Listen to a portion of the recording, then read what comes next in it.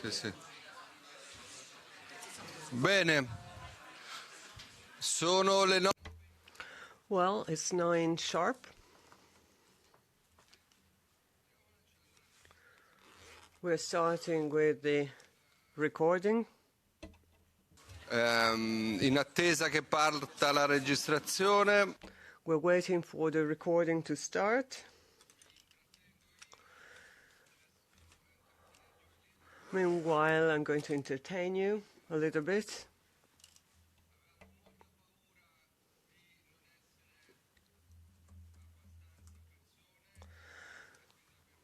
We were afraid there wouldn't be much attendance, so we worked hard, and now we have an overbooking, and please accept our apologies if this is causing inconveniences.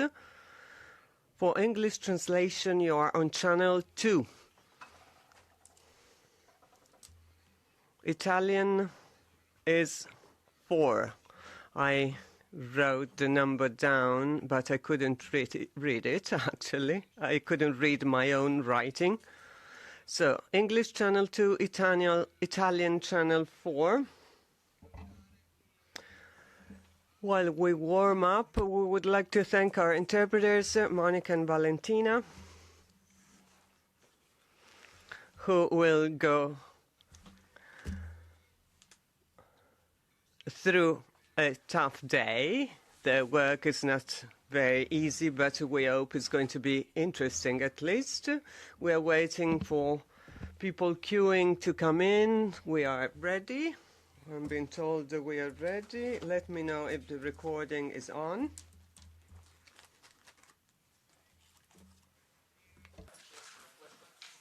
And I will start giving the floor to one of the hosts of this meeting. Passo dall'inglese all'italiano giusto per rendere più semplice. I'm moving from English to Italian just to make things simpler for interpreters. And today's meeting would not have been possible without 3 MEPs, whom we would like to thank: Annalisa Corrado, Benedetta Scuderi, and Valentina Palmisano.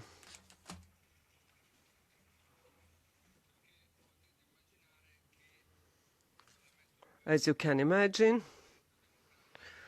the European Parliament is very open and democratic, but you can't get in that easily. And we'll also have some coffee, if you deserve it. I'm saying all of this just because we're waiting for the okay by Lorenzo Mineo. Lorenzo Mineo will go back to his regular life in the next, after the next 3 days. In the past 40 days, it was an ordeal for him.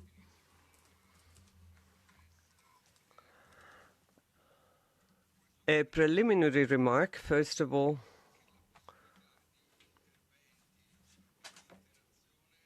During the Congress, we would like to have some interaction, but time for interaction will be limited. This is a Congress which is relaunching Eumans initiatives.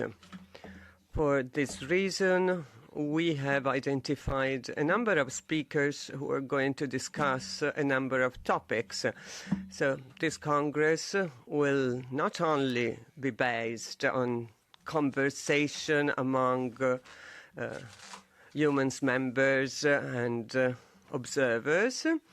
We'll have to organize another meeting to do that, but here and today we decided to focus on contents and proposals. But whenever this is possible, we'll have some room for remarks. Some of you have been invited or have come because they are interested in a specific topic, and you might have the feeling that there's not enough room to discuss that topic because there are many topics we are going to discuss. But after our Congress, we'll organize ad hoc initiatives and meetings on each of these topics, of today's topics. Tomorrow and Saturday, we'll have the Citizens' Assembly, the Assembly of Human Citizens at Brussels University. Some of you have been sorted as active participants for the Assembly. So on Saturday, citizens will put forward some proposals, but the Assembly is open to everybody. So our Congress is a 3-day Congress. And much of the open debate will take place tomorrow and the day after tomorrow. So please remember how the Congress has been organized and why. Now we can start recording. So without further ado, it is my pleasure and honor to hand over to a friend, our host, Annalisa Corrado. Good morning. Thank you. I'm really honored to host this meeting. I'm happy that it is taking place at the European Parliament. This is a very special time for the European Parliament. I think this is the time when we most need strong institutions and democracies. We really need this, and I think that this institution has never been so frail. So the idea of hosting a movement which believes in the European institutions, which wants to uphold and enhance these institutions by providing new pieces to the puzzle, because the dream of people's Europe is a dream that must be protected but also further developed. And the idea of strengthening participation and tools used by civil society to have a voice is very important, because this way it's possible to shorten the distance between institutions and people. I think that the big challenges we have to face now have to be based on new tools for participation and democracy. Of course, being represented is not enough. We need more direct and continuous participation. Of course, each with their role, and trying at the same time to manage the different positions, and also listening to the civil society, to its voice. It's not always easy, but I think this is a very good instrument. And I think that this is the time when we really need open institutions. We need a civil organized society which is ready to participate in the events and put forward proposals. And this is a very complex time. This is a difficult time, and here in Brussels it's easy to perceive this atmosphere. I think about, a small fish trying to escape a big fish, and there's a sign on this cartoon, "Don't panic, get organized." So if a pack of small fish gets organized, it can face a big fish. I come from the civil society. This is my first institutional term. I'm very proud and honored of this task, but I really understand the importance of civil society, because civil society can be a beacon and can push politicians to focus on major topics. I am an ecologist, I'm a feminist, and the intersectional approach is fundamental. Marco told us that we're going to discuss different topics, but it's really important to listen to all of the topics, because we can fight our own battles, but we can have in our heart other battles as well. I think that battles have to be fought intersectionally. Otherwise, it's difficult to support those battles. Also thinking about SDGs, which are no longer fashionable currently, but which are a reference to all of us. Now I'm closing my short introduction. Thank you, Marco, for allowing me to introduce your working day. I'll stay with you as much as I can, and because I think this is a very, very precious time. Thank you, Annalisa Corrado. Thank you, Maria Grappini. Thank you to the other MEPs. She's coming from Romania. Thank you for being here with us.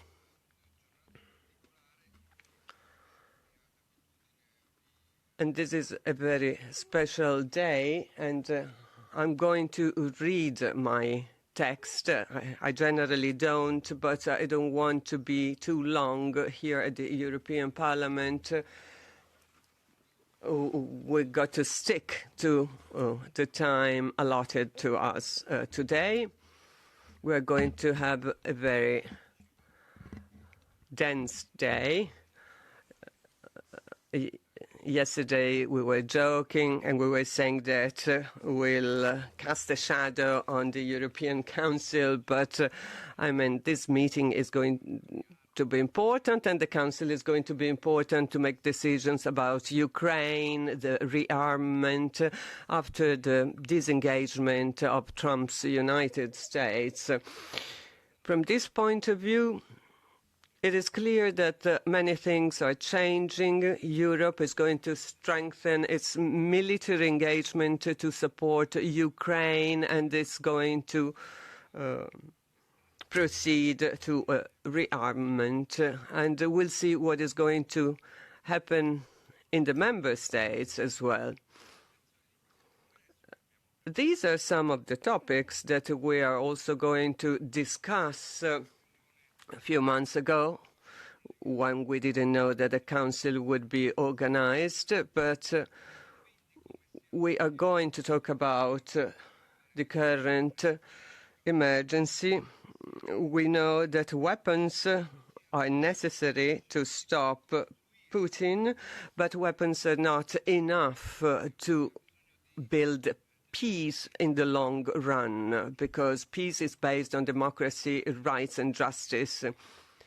That's why the time has come to relaunch some campaigns that we started as humans, the Ukraine Now campaign, to speed up Ukraine's accession to the EU, but also our support to the ICC, International Criminal Court, because international law runs the risk of being jeopardized, and the risk is taking very bad steps backwards. Humans has also other objectives. For instance, a fight against climate change. And with Annalisa, we discussed this issue several times. And then we also have a proposal for a global carbon pricing to shift taxes from labor to polluters. We'll also talk about subsidies for intensive farming. We have organized a flash mob event at 1:30 outside of the Parliament. Then the protection of species on the brink of extinction. We'll discuss polar bears, and then rights, citizens' rights. This Europe must not be bankers' Europe only.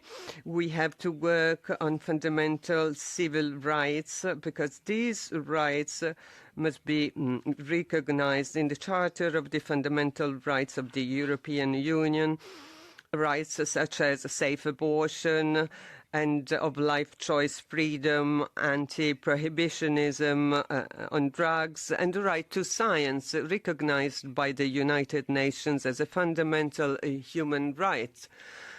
And this concerns stem cell research, cultured meat, and then psychedelics. And we'll discuss all of these issues today. In spite of these very diverse topics, there's a red thread connecting them all. We don't have to agree on everything.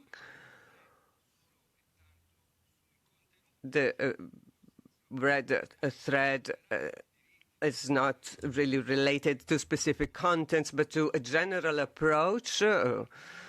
But what is important is the method, the methodology, the direct participation of European citizens and non-violence.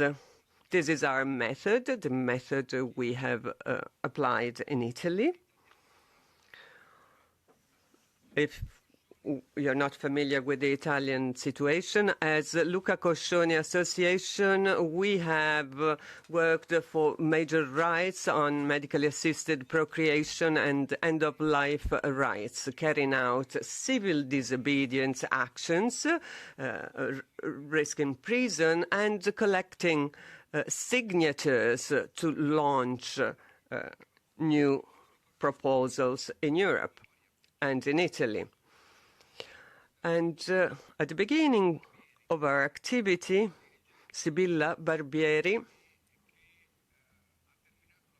was one of our officials, and she decided to have assisted dying in Switzerland. She was accompanied by her son Vittorio, who self-reported him, and we are supporting him in Italy. And is running the risk of having a criminal offense punishment, but he wanted to accompany his mother. So our method in politics is very much related to what is being discussed today by the Council, and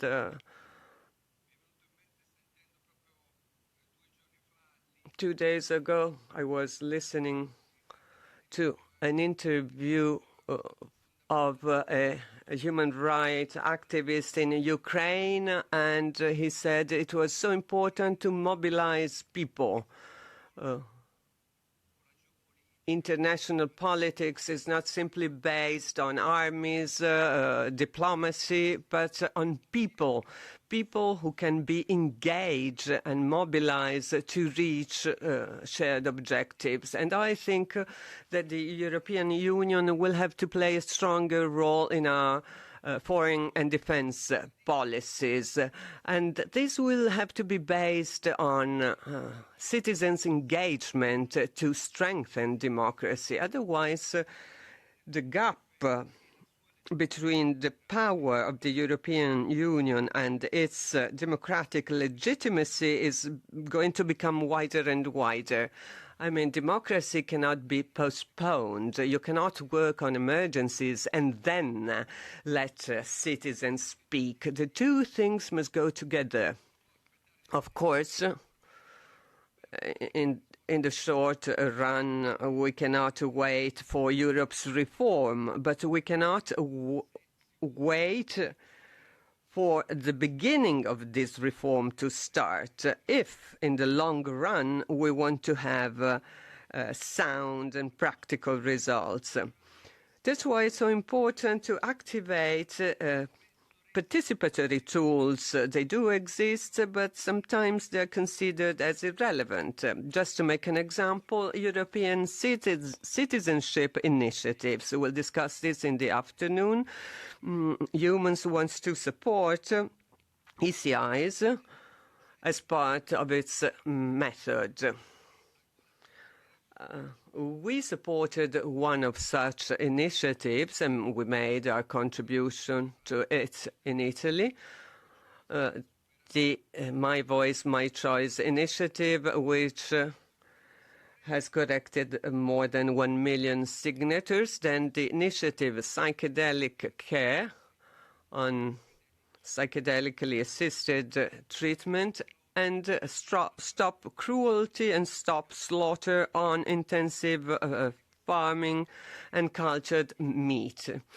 So using these instruments should not encourage us to believe that we can impose our choices on the European Union. This means that these tools are being activated, are being used properly, not for abstract battles, but to support practical objectives which are related to people's life. Then there are other instruments to be generated, and this was also suggested by the Conference on the Future of Europe. Its messages have been very important on foreign and defense policies, but also on constitution-based citizens' assemblies. They do not replace representative democracy, but they complement it so that representative democracy can overcome some of its limits. It's essentially national dimension, the search for short-term consensus, while long-term and transnational solutions are needed to tackle the big themes, climate change, technology, revolution, migration crisis, and peace. As to technological revolution, and I'm closing my speech, the fundamental issue is that artificial intelligence should be at the service of democracy. The European Union should invest in the design of a European app for democratic participation. This would be an easy task, and it would allow citizens to resort to participatory tools at the local, national, and European level. And this will be enabled by an artificial intelligence system which is user-friendly and which facilitates the interaction between citizens and institutions. There are no public investments in this, and this can only be done by Europe. As to military security, well, it cannot be considered as something separate from democracy. Just think about what is happening. I mean, the Trump presidency is now imposing immediate reaction. We cannot keep postponing the creation of a European democratic space to engage European citizens. This is not an objective that can be indefinitely postponed. So as humans, we want to support the building of European democracy, and national organizations cannot do that on their own, even if they are pro-European. And I think that we don't need citizens' participation, which is somehow filtered by national associations. We have established Eumans because we believe that it is necessary to have a pan-European movement which allows for an interaction with citizens from other countries without going through national associations. We want to have a movement, an actively engaged movement of citizens who do not simply rely on elected representatives. It's a difficult project, and I'd like to thank Virginia Fiume, who has supported our work in our early years. I would like to thank her and greet her from here. So it's a difficult path and project, but I hope that these 3 days of work together can create a critical mass of ideas. Some of them won't be explained too in depth because we won't have enough time, but after the Congress we want to trigger a virtuous circle of engagement and participation, which I hope would help us support Europe and our rights and freedom. And I think that this really depends on us. Thank you for being here.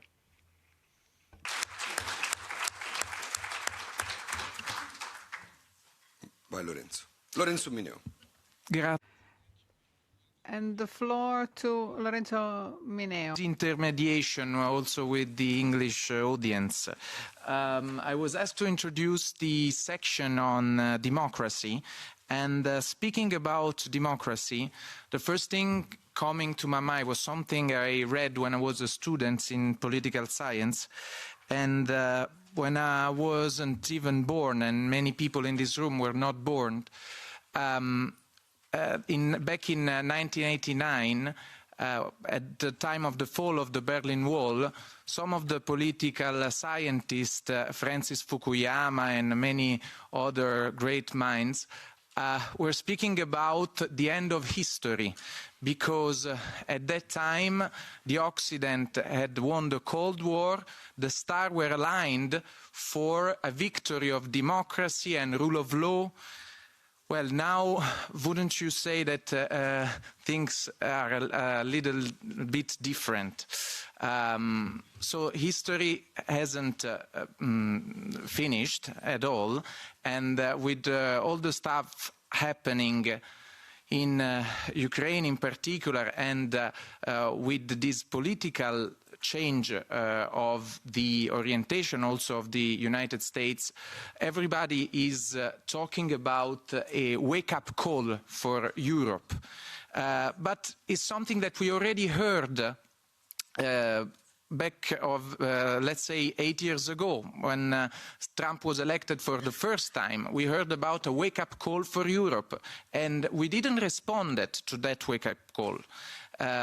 I think that one of the reasons is because we only think about a wake-up call for governments, but this is, pay attention, a wake-up call also for us as citizens. So this whole thing about building a pan-European movement by popular initiative, this invention by Marco Cappato, is something that will try to respond to that wake-up call, because only if civil society will mobilize around the big issue, big challenges of nowadays, artificial intelligence, climate change, but also some issues about defense. For instance, we know that the Conference on the Future of Europe already proposed, for instance, a common defense.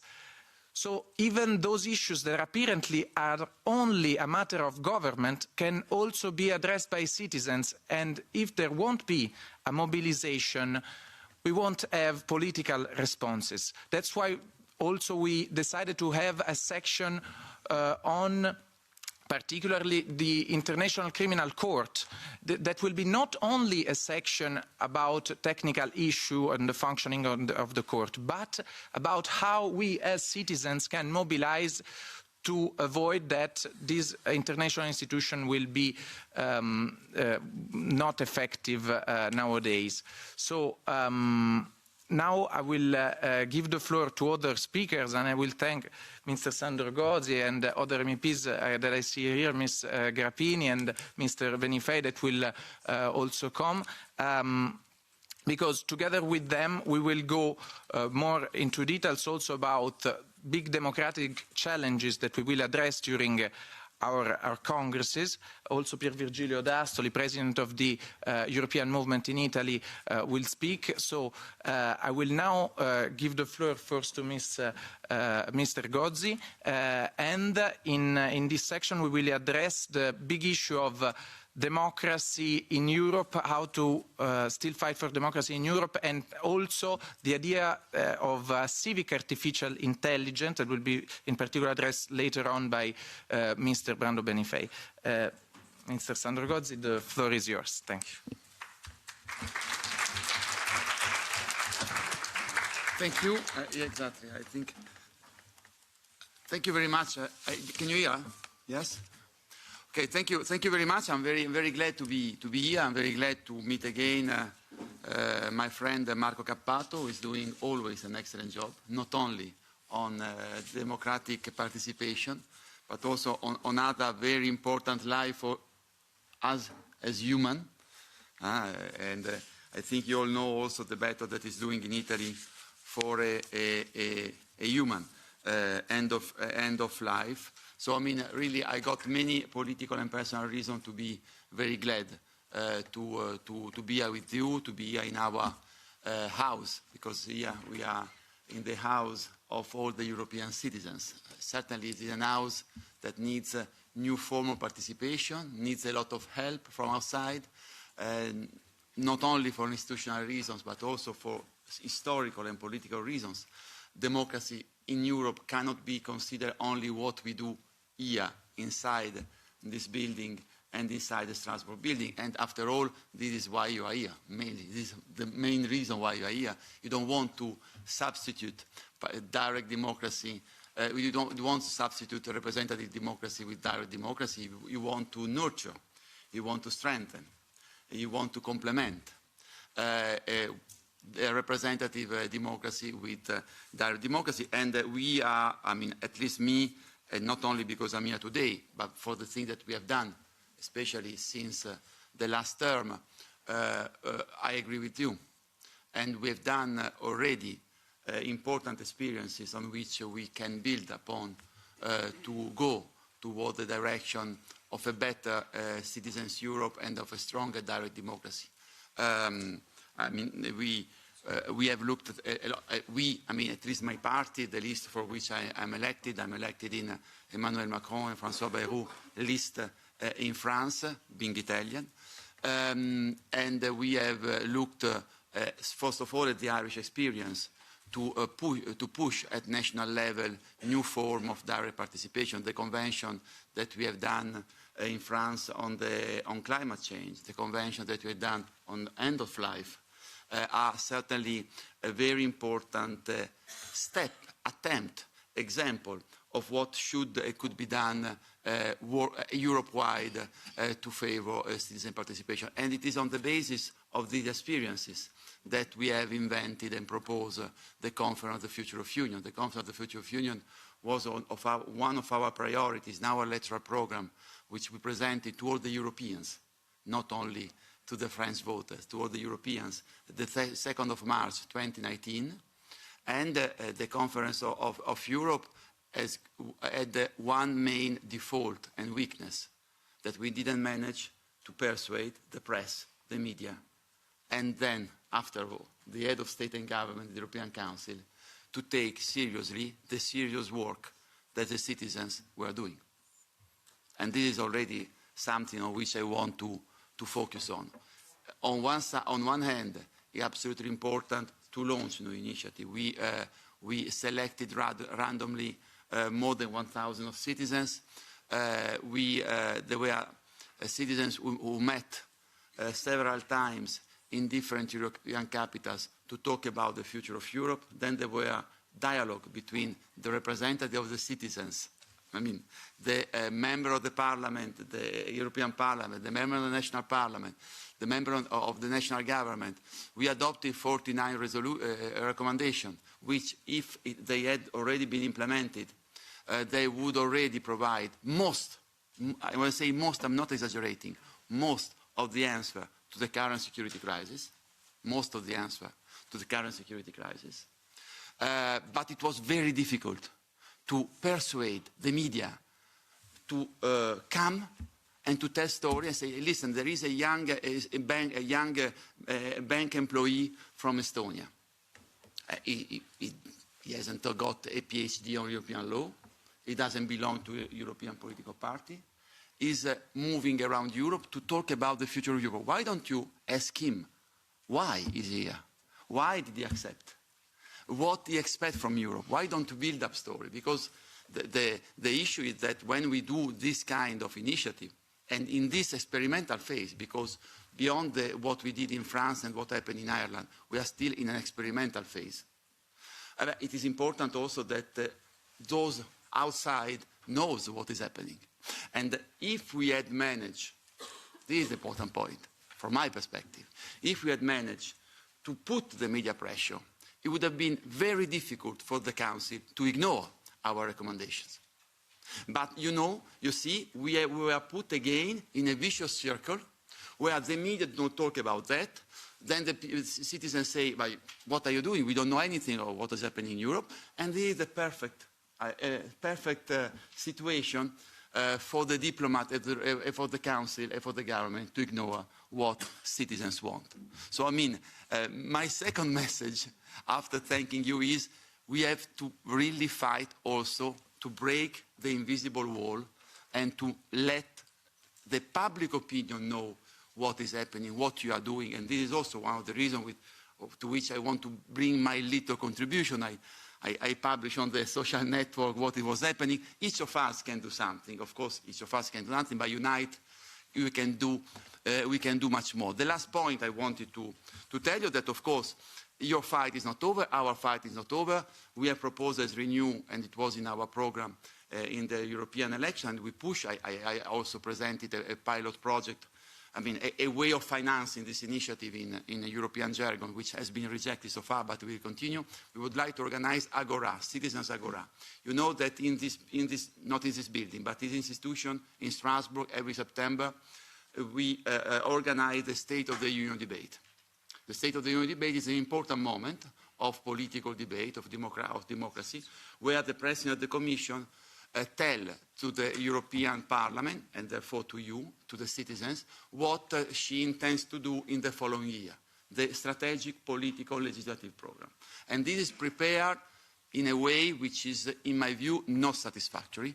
I think that we should organize Agora between January and June, at least in each region in Europe. We should organize Citizens Agora, where we really organize debate of what the citizens expect from the Union, of what the citizens would like to see happening in the Union in the following year, through also the Committee of the Region, the Economic and Social Committee, and the network of the regions, we could assemble the main recommendation, and this should be also considered as an input to which the President of the Commission should respond in her speech. Respond doesn't necessarily mean to follow everything. Yeah, but to respond. I'm too long, we are fighting a joint battle, and we have to continue. Thanks a lot, Marco, for your excellent work. Thank you very much, Mr. Gozzi. And we have the chance, we have built a coalition of MEP around those issues. So alongside with Mr. Gozzi, we have also here Ms. Maria Rapini. I would be very happy to give her the floor. And if you want also to join us on... No, it's okay, it's okay. Grazie, molto grazie. Thank you, thank you. I love Italian language, but so sorry I speak in English. Okay, first of all, congratulations for these events. It's very, very important, especially in now context, global. Congratulations again. I think this debate, it's very, very important. It's very important, all debate with citizens for democracy. Because, in my opinion, power is citizen, not politician. Yes, okay. I think it's most important you elected, you use your power, you vote, and you elected only politicians when you have competence, value for to make public policy. Because when it's only one vote because it's with fake news, with manipulation, it's speak very, very nice, but don't have competence to put in practical these words, it's not good for democracy, it's not good for citizens. And that's why whenever I address citizens, and thank you very much again because you have this opportunity, I always tell them, be active, involved and choose based on value, beware of the manipulation of those who tell you what you like but will never do it. It's my experience because I was long time in economical activity. I was a businesswoman. I was long time in activity. I was femme d'affaires women in the business, 36 years. But I decide we'll go in political because don't like public policy. And when it's don't like, it's necessary to go for to implication, for to change. And for me, it's very important we have contact with citizens in my countries, but not only. I am vice president for internal market. It's very important we'll have very nice life in our countries, in our internal market, in Union European.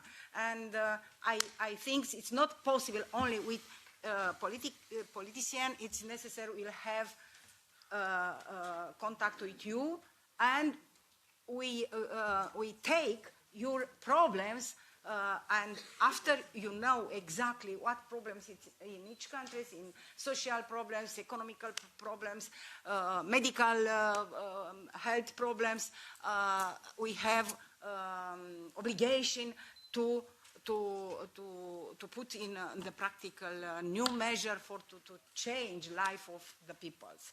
Thank you very much.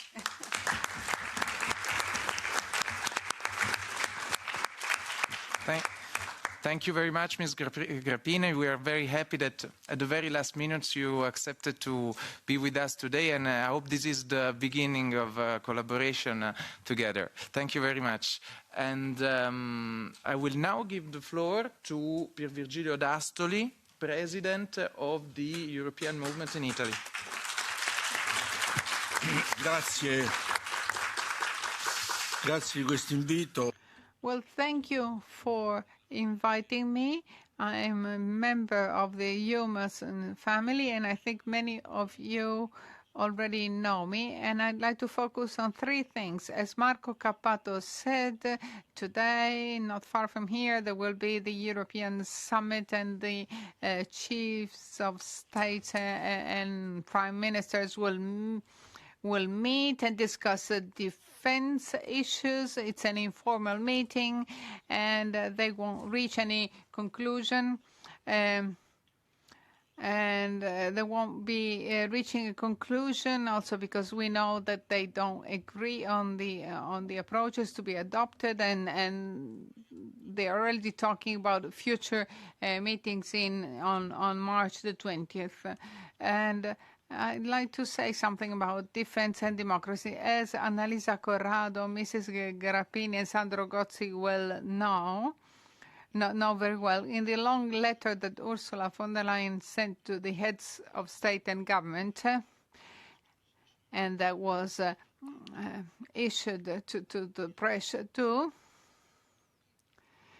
Well, during the press conference, she said there won't be any questions, which means no answers either. Anyway, in this long letter that maybe you have read, reference is made to an important issue, the fact that Ursula von der Leyen in a very wide project that envisages investing 800 million euros, 800 billion euros on defense. Well, Ursula von der Leyen announced to heads of state and heads of government that the Commission intends to use for these proposals. She's expecting to use the Article 122 of the European Union Treaty. This article was applied 5 times, starting from the Lisbon Treaty. It was used at the time of the pandemic. And the article states that there is a qualified majority of the Council that can make a decision, and that such decisions can be communicated to the European Parliament after the fact. This happened during the COVID pandemic. Political groups after the pandemic said that Article 122 should not be used for emergency financial questions, and I believe that it is unacceptable from a democratic point of view that the proposals that Ursula von der Leyen announced to the heads of state and government, I believe that it's not acceptable that this article is applied again now. And this is because of democratic reasons. The European Parliament cannot be dealt decisions that have already been made on military expenditure, because that subtracts from the European Parliament's decision-making powers. And so I hope, I believe that political groups in the European Parliament during the March session will denounce this fact, that they will question the application of Article 122 because of accountability reasons. I do hope that they decide that it cannot be accepted, and that a different legal foundation to the current proposals is found by the Commission, because it's a democratic issue. And I'd like to call your attention to this. That was the first point. The second question concerns our position vis-à-vis the Stability Pact suspension, because that means that we are not creating a European defense mechanism. We believe that that's not the path that we should be following, and that's why we think that what Ursula von der Leyen declared in her letter is not acceptable. And the third point is, if you read the points on defense, there is no mention of a European civil defense. You can't speak about military issues unless you put together those tools that already exist with civil defense. And so I think that we should call the attention to the fact that the issue of civil defense should be dealt with. As for participatory democracy tools, you mentioned all the petitions and all the European citizenship initiatives. As you know, the Commission is not so favorable to European citizenship initiatives. At the time of the treaties, the Treaty of Lisbon and the previous ones, it was said that European citizenship initiatives should be addressed to the European Parliament rather than to Commission. In Italy, Austria, and other countries, citizens' initiatives are addressed to parliaments and not to governments. In Italy, if you collect 50,000 signatures, you can ask the parliament to pass laws on issues. And we believe that in the treaty, the same thing should be included, that is to say, the fact that European citizenship initiatives be addressed to the parliament rather than to Commission. As for the environment that you mentioned, there are many people that are not aware of the fact that since 1998 there has been a convention, it's called the House Convention, that says that communication, participation and access to justice are the three aspects for which a government is obligated to apply the Aarhus Convention.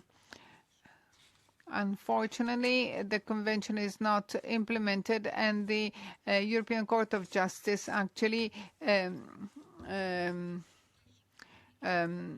sanctioned the European Commission for not implementing it. And then, still speaking about participatory democracy tools, I'd like to mention something you talked about in Bologna, and it's blockchain. Blockchain provides transparency in the relationships between citizens and institutions. And so I think it would be worth studying the possible application of blockchain.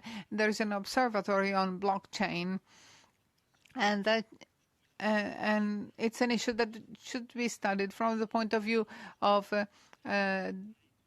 participatory democracy. There is a Horizon call for proposals about this, about the blockchain, and I'd like to cooperate with Eumans in order to submit a proposal as part of this Horizon call for proposals.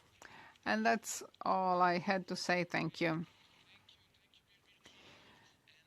I'll give the floor to another member of the European Parliament, Brando Benifei, former rapporteur on the AI Act. So the issue of our civic artificial intelligence that is also addressed in a human petition to the European Parliament, something that we, as a campaign that we are running together.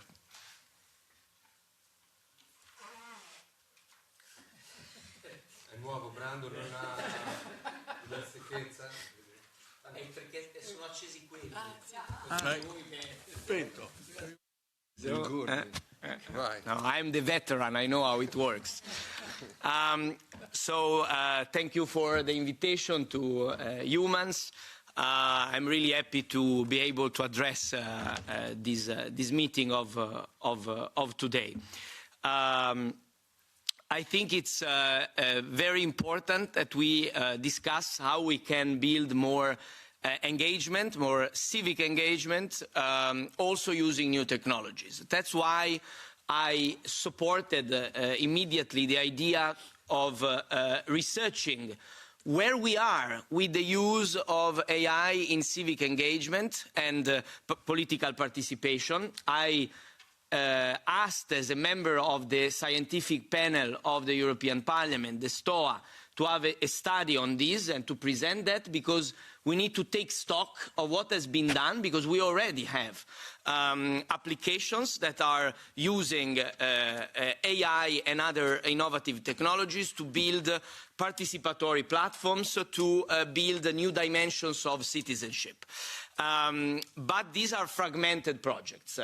We need to bring them together. We need to see where we can go, also with the more recent developments around the LLMs. Knowing that we have with the AI Act, a framework that protects us from unnecessary risks, but this also led us to be hopefully trusting the development of AI in Europe, so an AI that can be trusted by citizens. Because this is the first thing, to be frank, I don't hear this enough in the debates we have in the Parliament, that the majority of the citizens, and I look at my country, Italy, where the numbers are even higher than the average of Europe, are not trusting the use of AI. And so this is building distances.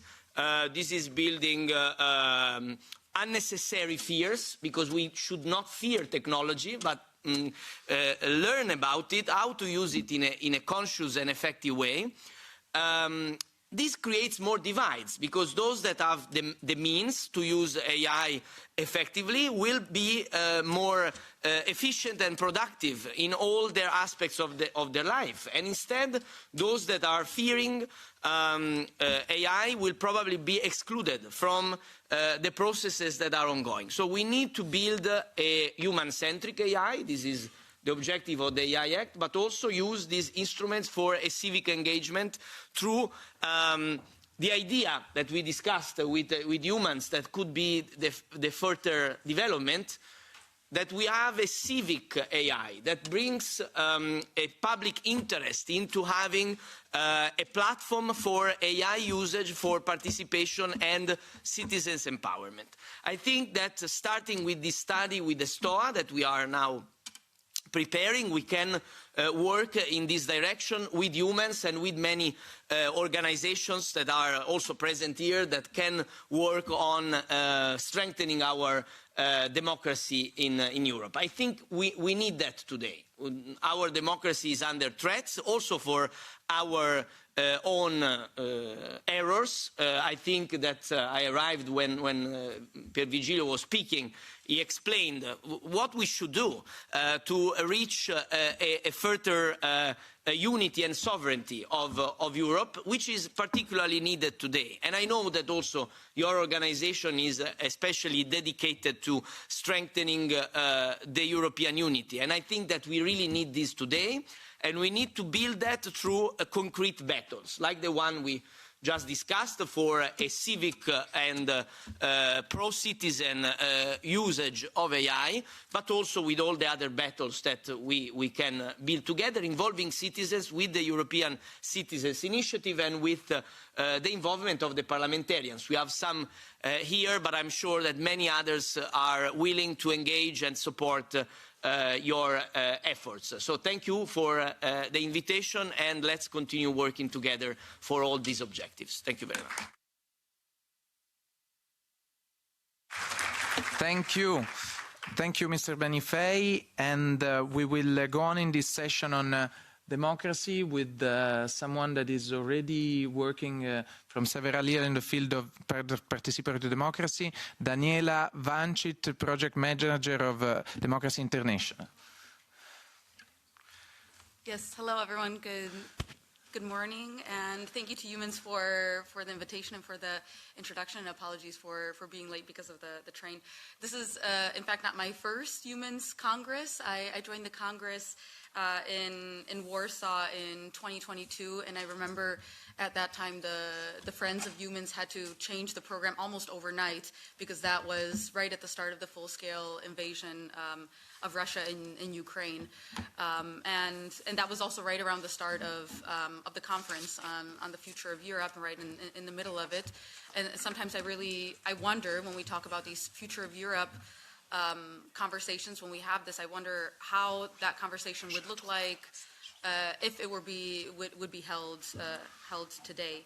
And because now what we know is that we're living in a new world from 2022. We woke up in not only a new Europe, but in a new world.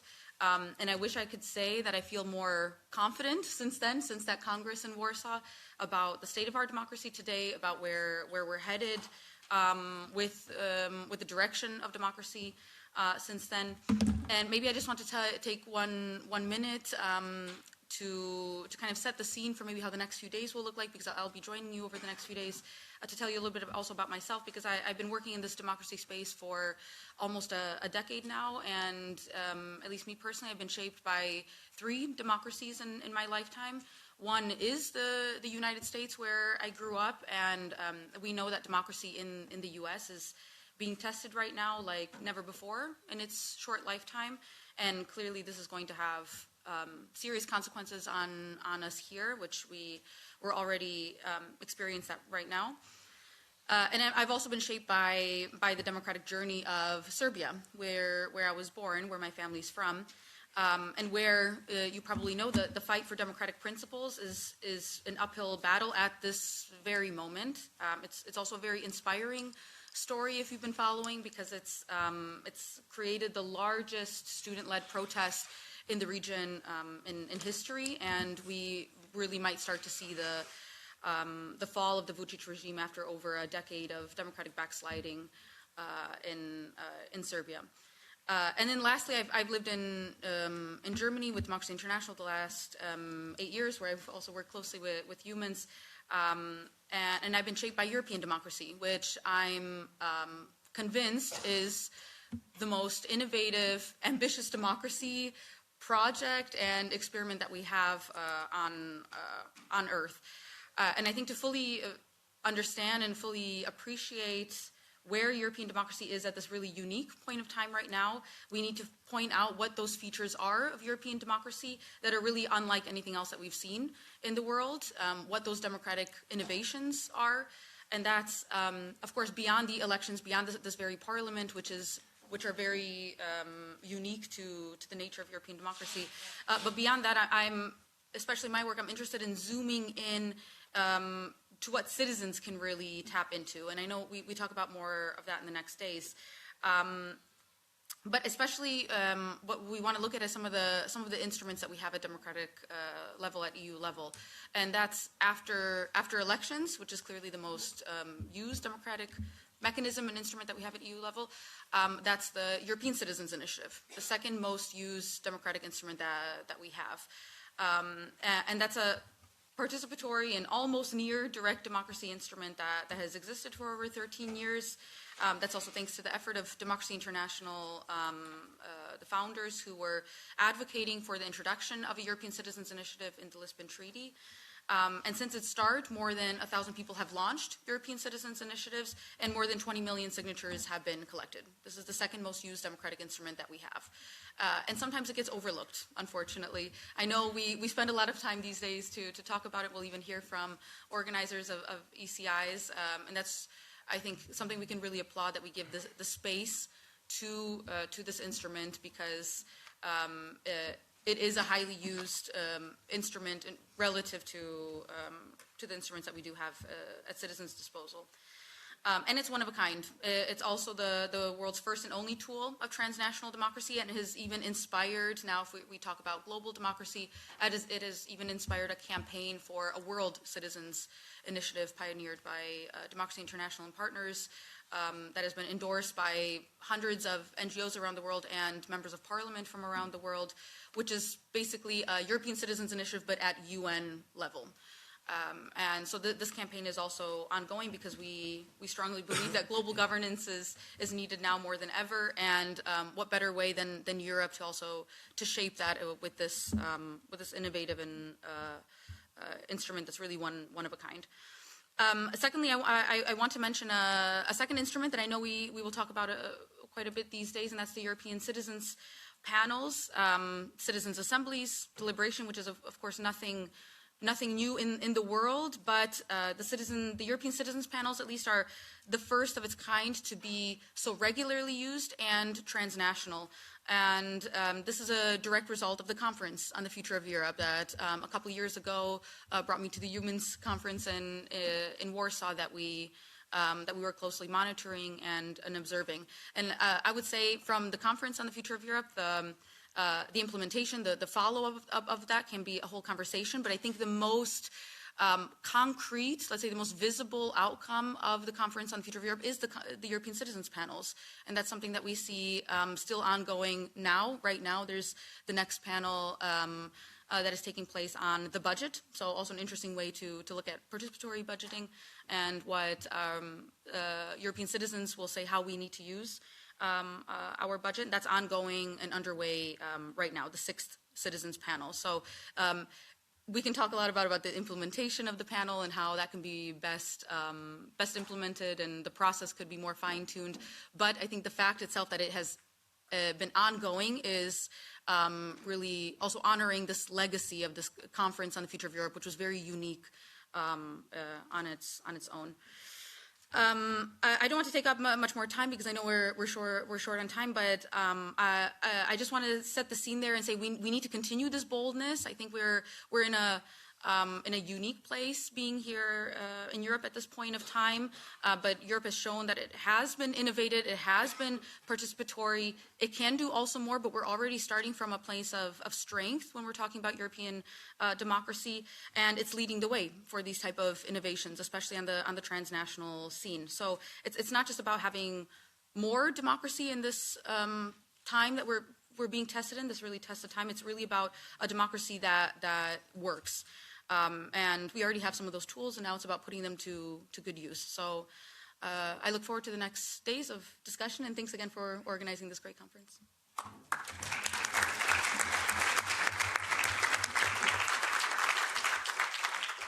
Thank you, Daniela. And since democracy is not only a principle but also a practice, we are running this campaign called EU Can Do It, a set of petitions that we submitted to the European Parliament on several issues.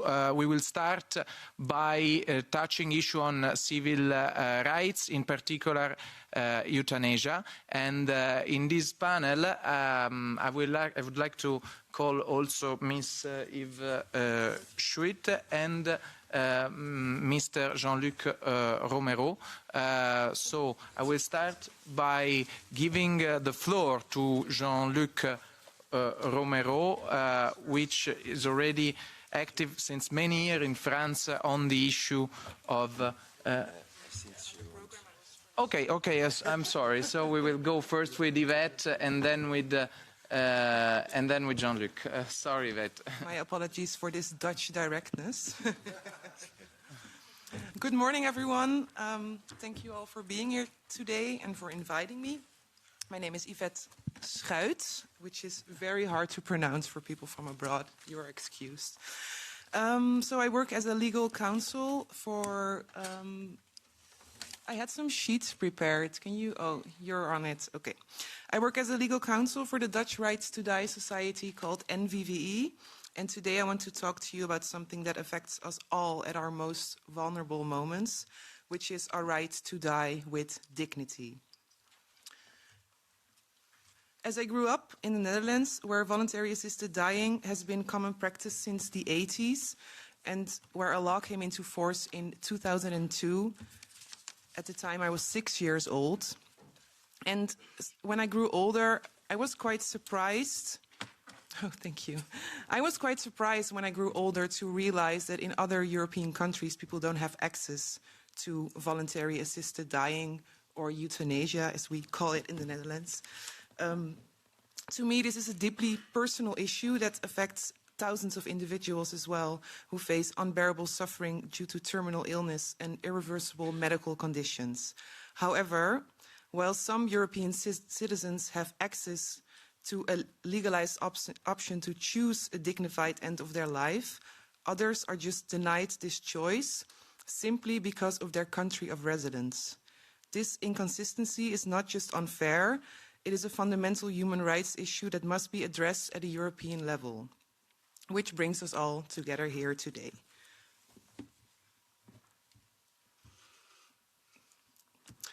I had a map prepared in my slides. Maybe it's coming, maybe not, but I'll just talk you guys through it. Across the European Union, we have a patchwork of approaches. If we look at a map, well, which is not here, but never mind. Countries that have access to assisted dying are green colors on the map, and countries that are debating are great. Countries that are debating this topic are red on the map, and countries without regulation or total ban are white. The Netherlands and Belgium pioneered with the medical-assisted dying in 2002. Luxembourg followed in 2008. Germany allows assisted suicide and is debating regulation, but hasn't come to a regulation yet. Spain joined more recently in 2021, Austria in 2022, and Portugal in 2023. And since we have a lot of Italians in the room, I must briefly cheer for Tuscany, that's recently developed a medical framework for assisted dying last month, being the first region in Italy, so that is great news. And I see France is missing on this map as a country with legal developments, but the next speaker, Jean-Luc, will enlighten us on this French discussion, I suppose.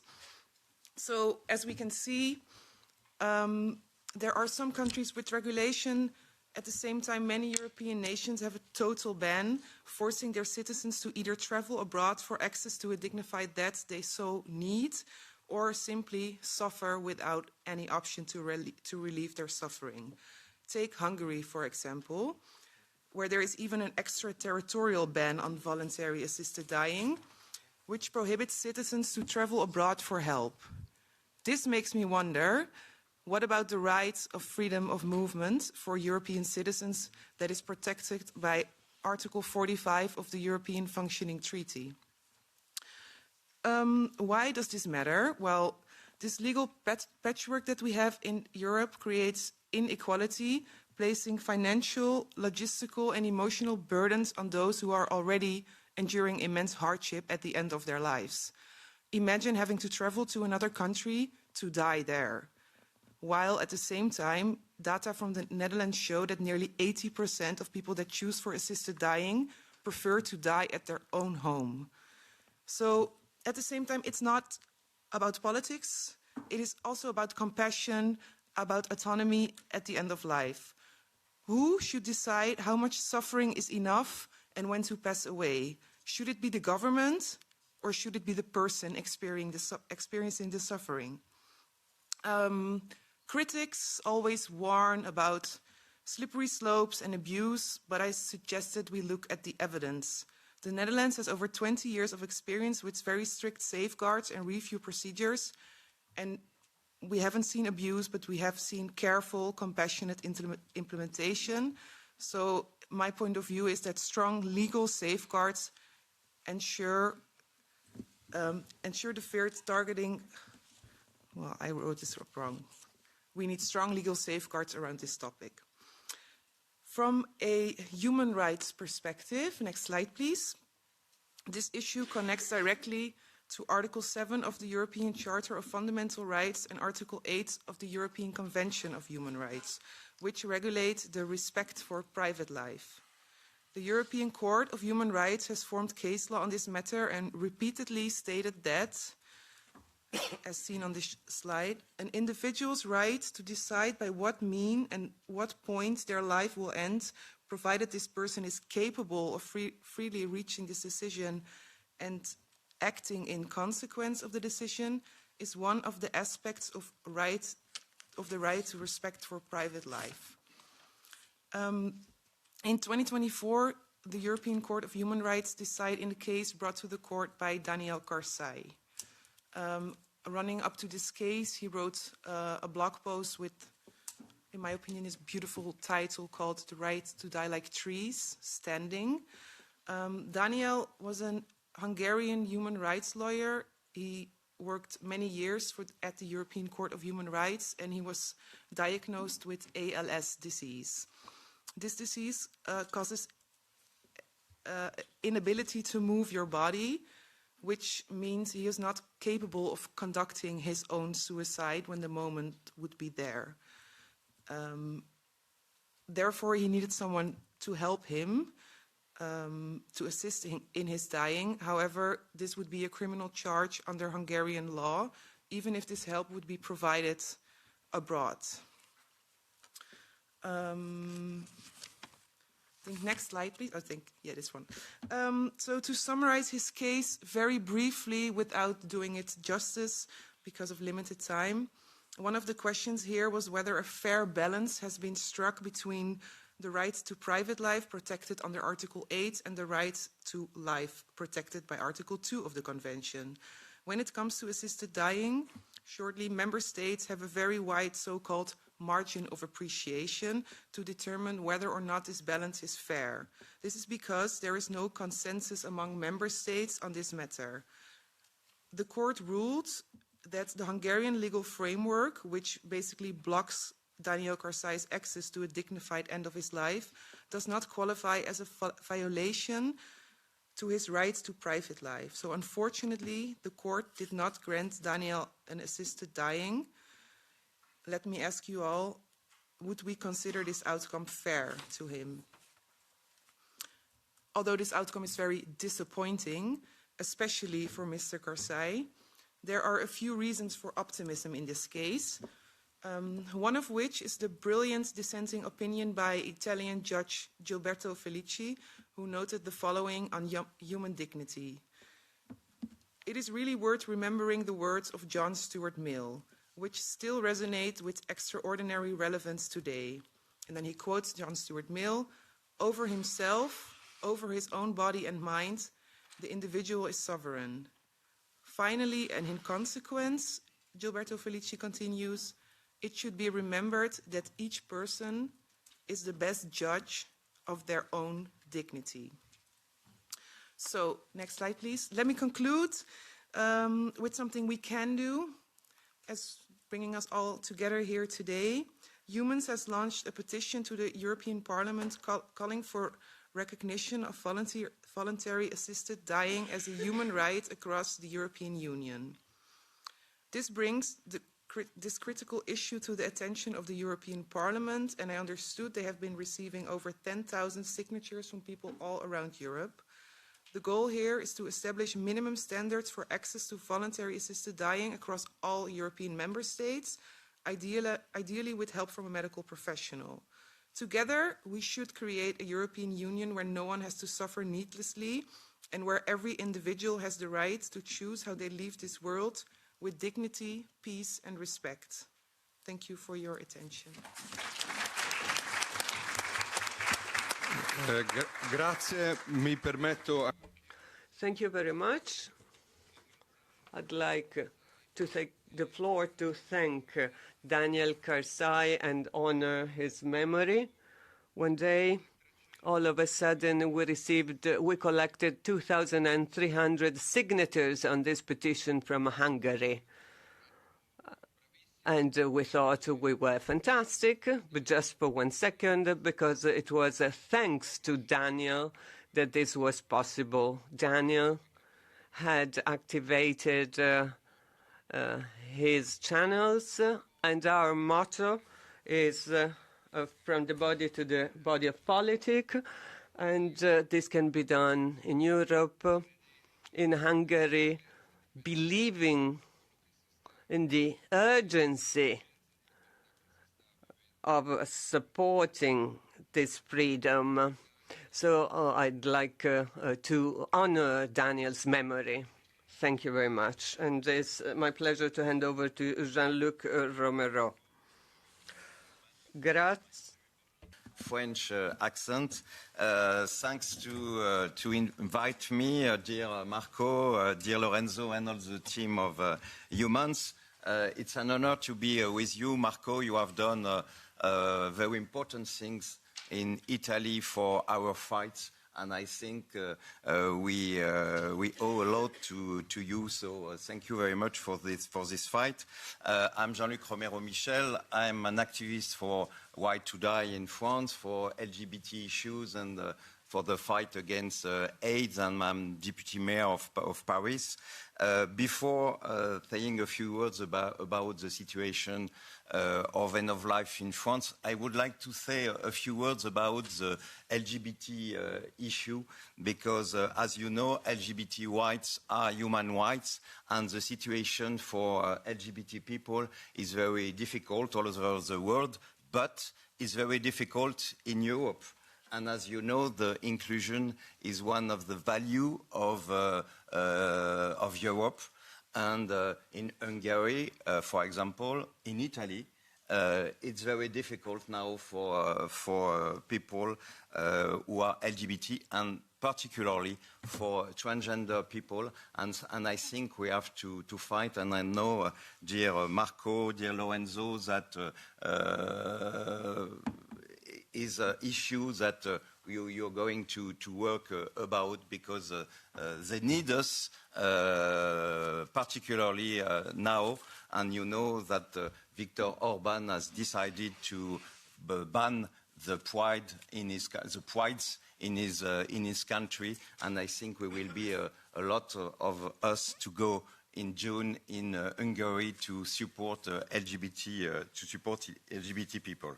Alors, about the end of life in France, ADMD France, Right to Die Dignity Society in France, was created in 1980. It's a society with 80,000 members. We have 100 delegations all over the country, and we have a youth delegation, and it's important because it changed the way we work with young people working on the issue of end of life. The situation in France is terrible, because we have a long debate for 20 years. And we had in 20 years three laws written by the same doctor. It was an MP, it was Dr. Leonetti, a law in 2005, a law in 2010, and a law in 2016. In those laws, they say that we have the right to have palliative care, but the situation now is not good, because they always speak about palliative care. But in France, we have 100 departments, and now 21 departments now have palliative care in their department.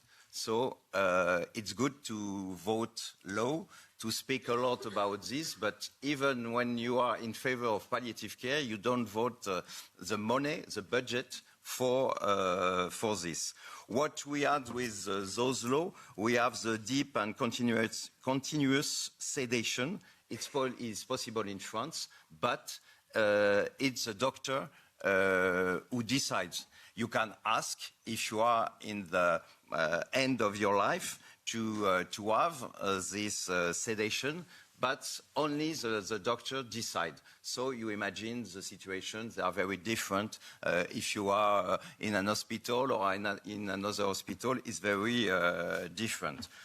During the 5 last year, we have a lot of debates in France about the right to die.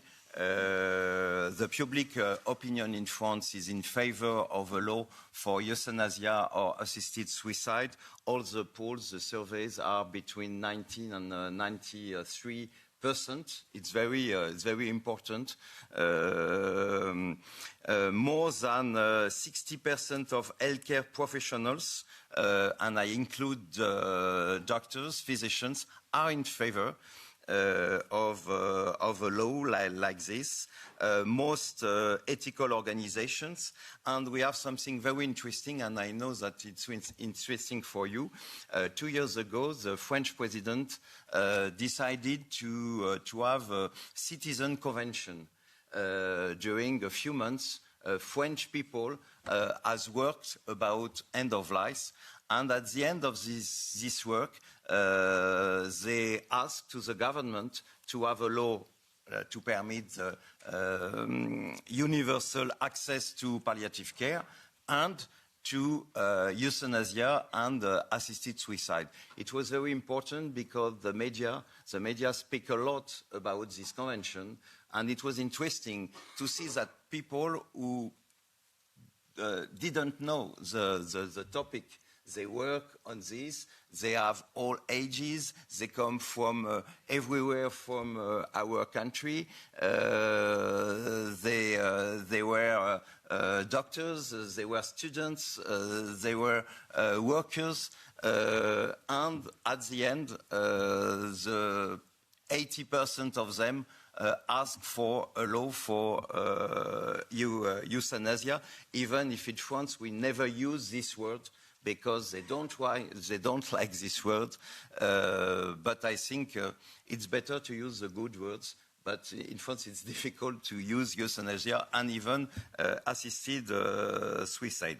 So the French president is now in favor of a law, but not for the euthanasia, more for assisted suicide. And 1 year ago, we had a first law who was debated at the National Assembly. We were sure to have a majority, but a few days before the vote, the president decided to how would you say, to dissolve the National Assembly. So no text. We had a new Prime Minister. It was Michel Barnier. Michel Barnier decided to vote, to propose a law in January, but he was dismissed by the National Assembly in December. And we have a new Prime Minister now, and he announced that we will have 2 laws in May. Why 2 laws? Because the Prime Minister is François Bayrou, is an opponent to euthanasia and assisted suicide, but he knows that he has not majority, and the majority of the Parliament wants this law. So we are going to have 1 law on palliative care and 1 law about euthanasia and assisted suicide. We don't know the law now. We are waiting for.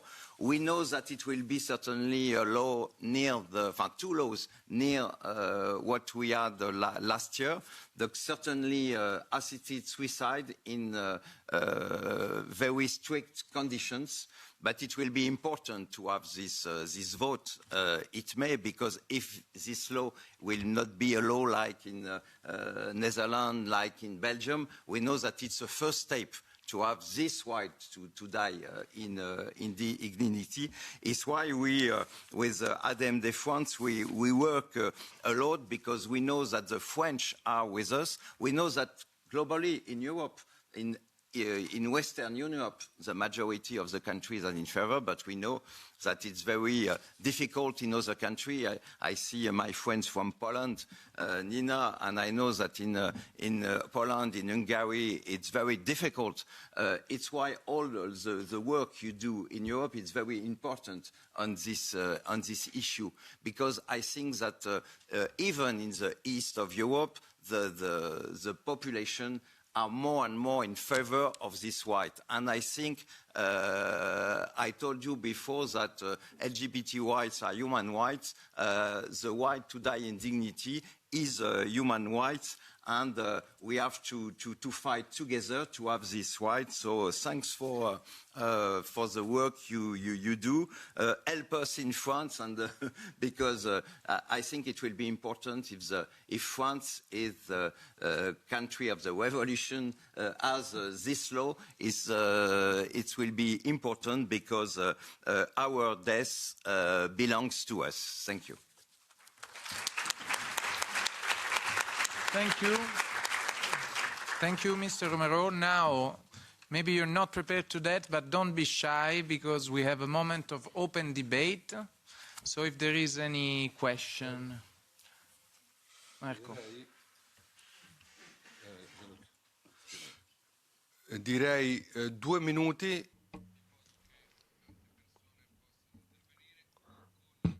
We can have a short comments, or you can take the floor to ask questions to the speaker, to the speakers. We've got time until 11 on the following, before the following session on climate change. We can also have a 5-minute break. Meanwhile, before the next session, so you can have the floor for very short comments or remarks, or to ask questions. A question about what happens after you have collected 1 million or 1,200,000 signatures. What is then the path of this proposal throughout the European institutions? Thank you. the Constitutional Court took our 1,240,000 signatures and threw it away. So, formally speaking, nothing, but a movement started. And this movement was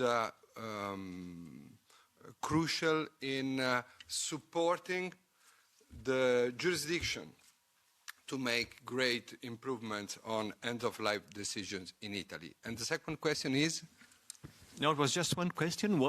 We hear discussing about citizens' initiatives that are proposed to the European Parliament. Okay, no, I thought you were talking about the referendum in Italy. European Parliament, then there is a petition committee, and they decide which petition to discuss, if they want to take a parliamentary initiative. It depends. It doesn't mean that once you have this initiative with enough signatures, it doesn't mean that the Parliament is obliged to discuss the proposal. No, sorry, maybe I'm making confusion. The European Citizens' Initiative is not addressed to the Parliament, but the European Commission. 1 million signatures, and then the Commission decides what to do, if to activate the legislative initiative or not. For the petition to the Parliament, you need just one signature, and then there is the petition committee inside the Parliament which decides if to follow up on this petition or not. So two separate procedures. But the initiatives that you're running now, notably the one about abortion and right and so on, this is addressed to the Commission. My Voice, My Choice petition, psychedelic care, and Stop Cruelty, Stop Slaughter, they are, the three of them, European Citizens' Initiative addressed to the European Commission. Because they have the legislative initiative. Yes. Right. Yes. Thank you very much. You're welcome. If you can present yourself, like your name or whatever you like, of course, respecting privacy. Hello, thank you for your interventions and your conversations. I think it's a really important issue to tackle and to discuss. My name is Valeria, and I am currently a civil service volunteer in Brussels. And I would like to know the panel's opinion, considering the dimensions, especially I want to say like ethics and like personal opinions that the population has. I would like to know the panel's opinion on how do you think it could be the best tool and maybe the best conversations to tackle this issue to the population and also at governance level, considering the dimensions that this issue addresses. Thank you. Well, 2 weeks ago, I was speaking to someone from Czech Republic who is advocating for this right in the Republic of Czechia. And I mean, to me, growing up in the Netherlands where we already have this legal framework, I don't know how to advocate for a law because it's already here. But from what I understood, he told me they went on the streets. Like every Saturday, they would like flyer on the streets. And before they started, I think the support for this topic was below 50%. And they saw the support of the general population like growing over the years up to 60-65% today. So I think what's important here to let people think about this topic for themselves, and also to like use the importance of stories, because if you have a story of someone that is suffering from a medical condition that is irreversible, and you would like draw out his route to assisted dying or her route to assisted dying versus not having that option, people clearly can see it is a really important option. A good example of this is two of our former prime ministers in the Netherlands who voted against this law in their political career. They both passed away using euthanasia. So just let them let that speak for itself. Per domande e interventi anche sugli altri temi, partecipazione democratica, intelligenza. We can have questions on other issues too, democratic participation, AI, so not necessarily just on end of life. 1, 2, 3. I've seen several hands raised.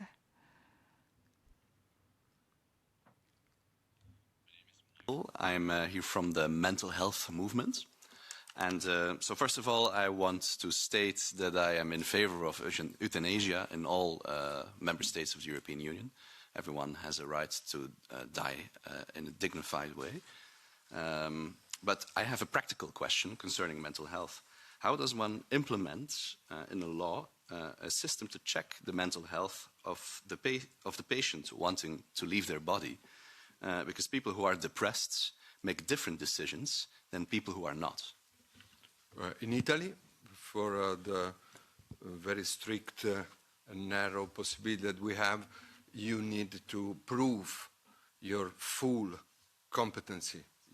And this is true also for other places in the Netherlands and whatever. So it should be certified that the reason you are asking to die not as a consequence of a loss of competence.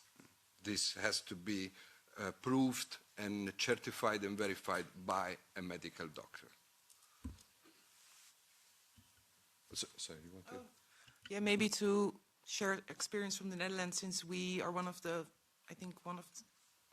2 countries that allow euthanasia for people suffering from a psychiatric disorder. In 1994 already, our Supreme Court decided that the root of the suffering should be extracted from, or like the cause of the suffering should be extracted from the suffering itself. So if a psychiatric disorder is a medical condition, so you can qualify for access to euthanasia. But the Supreme Court also ruled that that it needs to be handled with great caution. So in our current system, it is a really difficult route for people suffering from psychiatric disorder to get access to euthanasia, because it takes a very long time. You need to try all reasonable treatments. And like in a normal procedure, you need an extra independent doctor to check whether you are mentally capable, whether you are suffering, etc., etc. And for psychiatric patients, there is, in some cases, not only 1 independent doctor, but 2, and sometimes even 3. So there's an extra checks on this patient, which also brings a burden on them. But to be very safe about it, you need more people that have an independent view of the patient. Grazie. Thank you. Grazie, Gianluca. Yes. Hello, everyone. So Gianluca Misuraka. I have several hats, but all linked to artificial intelligence. I'm now scientific director of a new initiative called AI for Gov Accelerate, AI for GovX. Now, my question is about the civic AI initiative, open letters. So it's more a question and suggestion. So the first, what is happening now? So, okay, there is an open letter that need to be maybe promoted, but how can we, maybe we should be a bit more active in, let's say, connecting and maybe lobbying with the new commission. Commissioner Virkkunen has a portfolio linking technology, sovereignty, and democracy. So maybe it's a good moment to push for that. She's a former member of the European Parliament.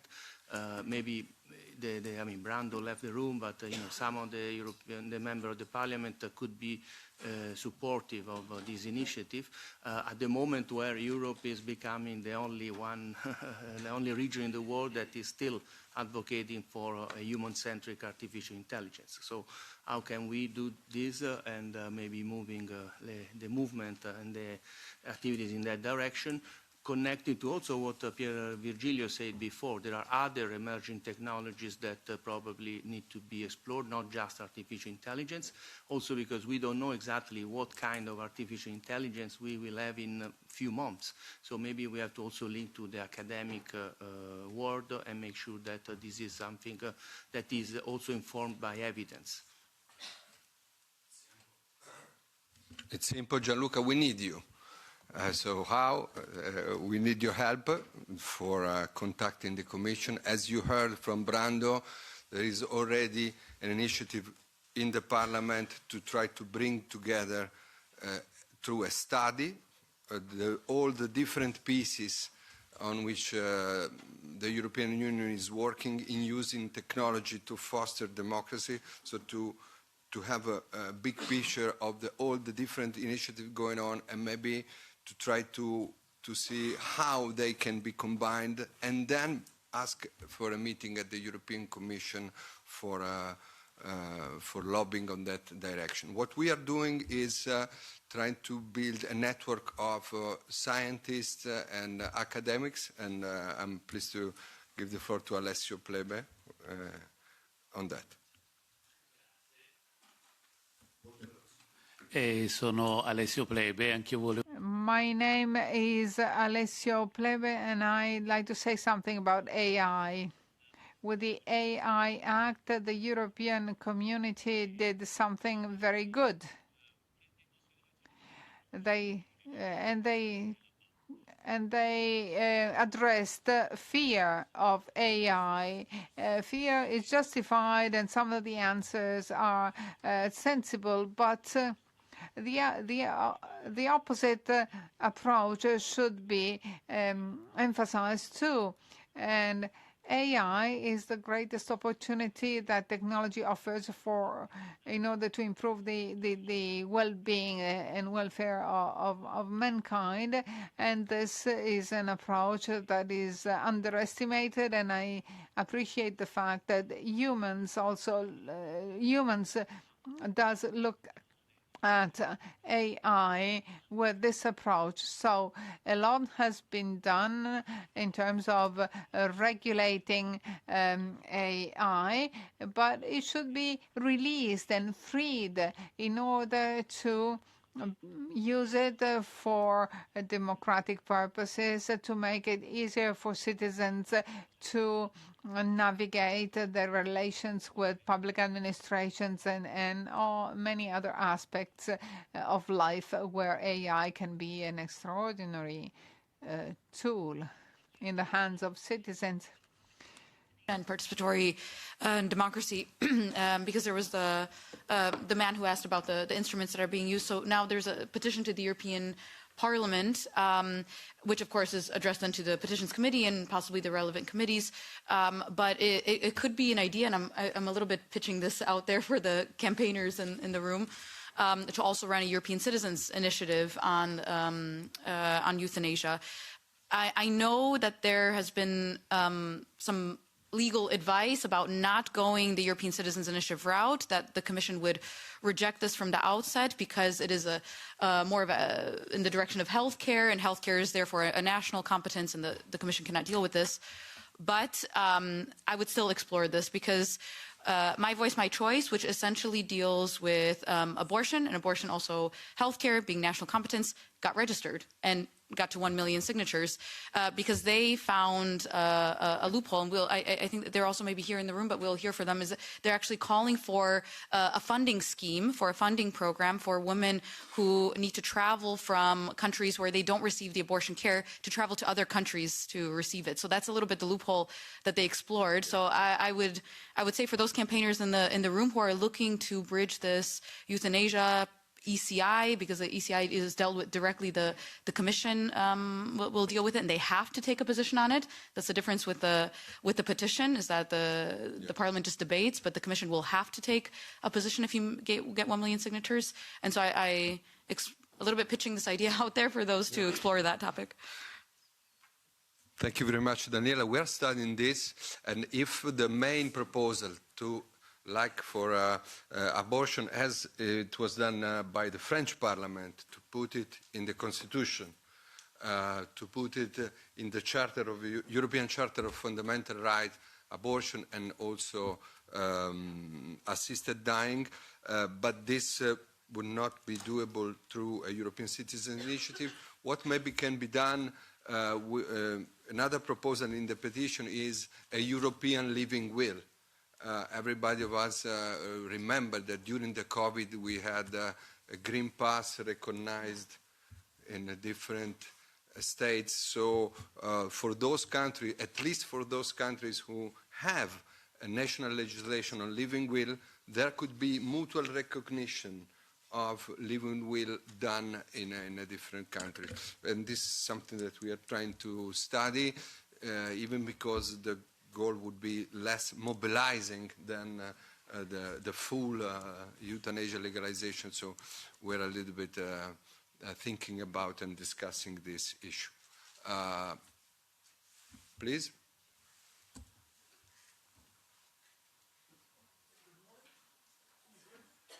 Not yet? Okay. Good morning. Thank you. I'm Loris Janeski from Italy. A question for Mr. Jean-Luc Moreno.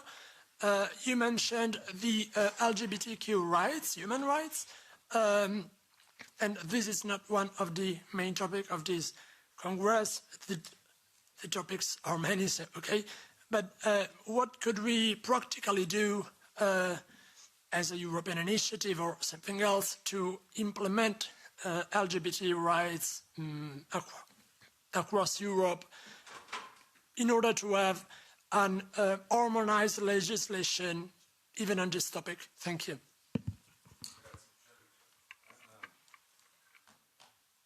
It's working.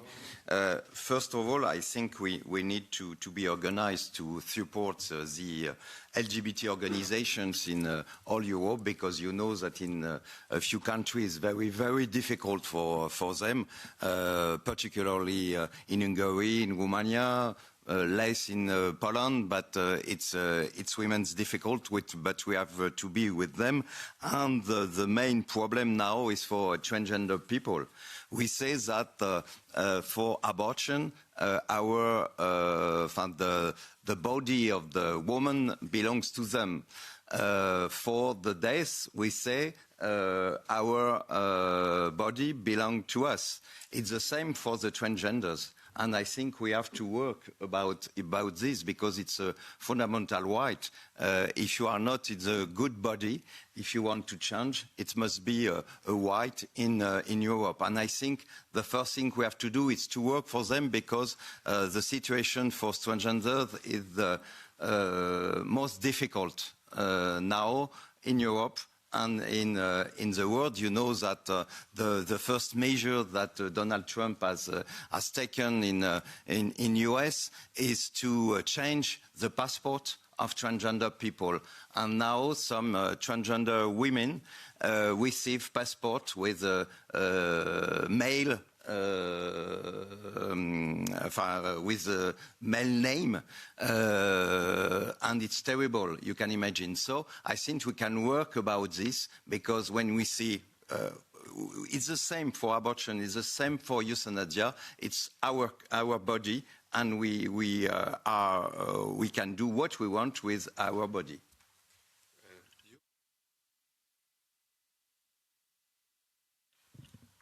Hi. My name is Pauline. I'm from the Netherlands, and I am also a member of Volt, the European Party. And I have a thing about the European citizen democracy, because the handwriting thingy, that's only for like the big issues. But about the smaller issues, we do have opened a platform for that last year, and it's called Eurosense.eu.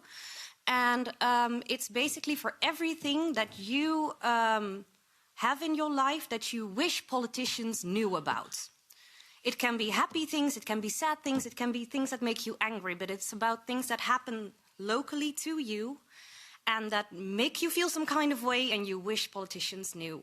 So if you have that, or if you know people who have that, you can go to Eurosense.eu. And we have from Volt 5 European Parliament members, and maybe they can help you that way. So it's an alternative to the big issue with the signatures. Grazie, Pauline. We will try to have a look and disseminate. Thank you. Matteo. Thank you. Matteo Cadeddu here from Italy. I'm co-coordinating My Voice, My Choice for Italy. But if you have questions about my choice, there is also Alice and Tina today, so plenty of people working on this campaign. I work in public affairs and advocacy. I have a question for Ms. Vancic. Sorry if I'm mispronouncing eventually your name, or whoever else want to respond.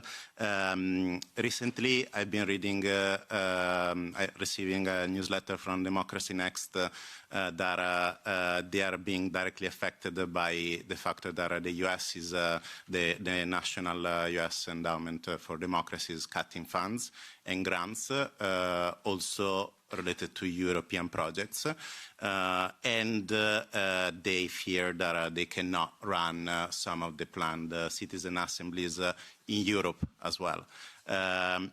So my question is, how much do you think this is, the US approach is going to impact democracy also in Europe, and what can we do in the near future to overcome this? Grazie, Daniela. Thank you so much for the question. Yeah, it's extremely alarming. It's going to have massive consequences in Europe, around the world. We're already seeing it. The most poor and desperate places in the world that rely on these cares, like for children, for the most vulnerable communities, are already being affected now. And we know exactly what the result will be. It will be an increase in diseases that have been on the decline, an increase in poverty, and just it will put those that are already living in risk at much more risk. So we'll have humanitarian catastrophes on one side. And on the other side, for us in Europe, a lot of the operations that civil society organizations rely on will also be heavily affected. And so what we can do now that we understand this fact, we have to accept this and work around this now. We need to expand funding for this in the EU. That means also philanthropists to step up in this case, but not just that. Now the EU budget is going to be up for debate again, the next multi-annual financial framework, the next 7-year budget.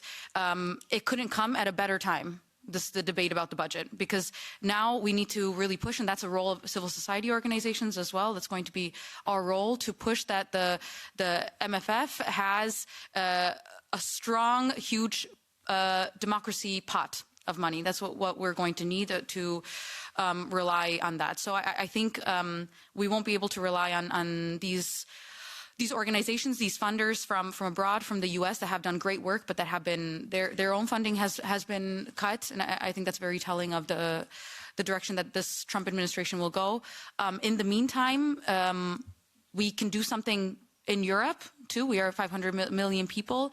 The money is also there. It's about how it will get allocated, and that's a decision that will be taken in the next year. Plus the thing that will also be on the table there that the citizens will discuss, and I hope that recommendation comes forward.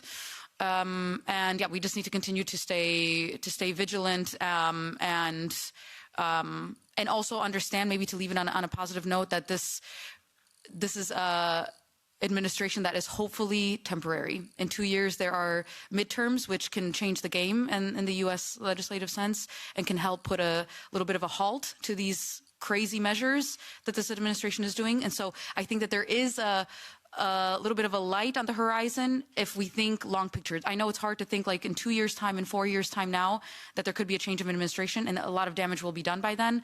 But we have to have faith also in the democratic process that their elections will come back. We will have it. There is likely going to be a change in this administration, especially if this continues to snowball at this rate. So, but in the meantime, Europe needs to step up. Thank you, Daniela. Please. Thank you. My name is Firouzeh. I'm a law student from France.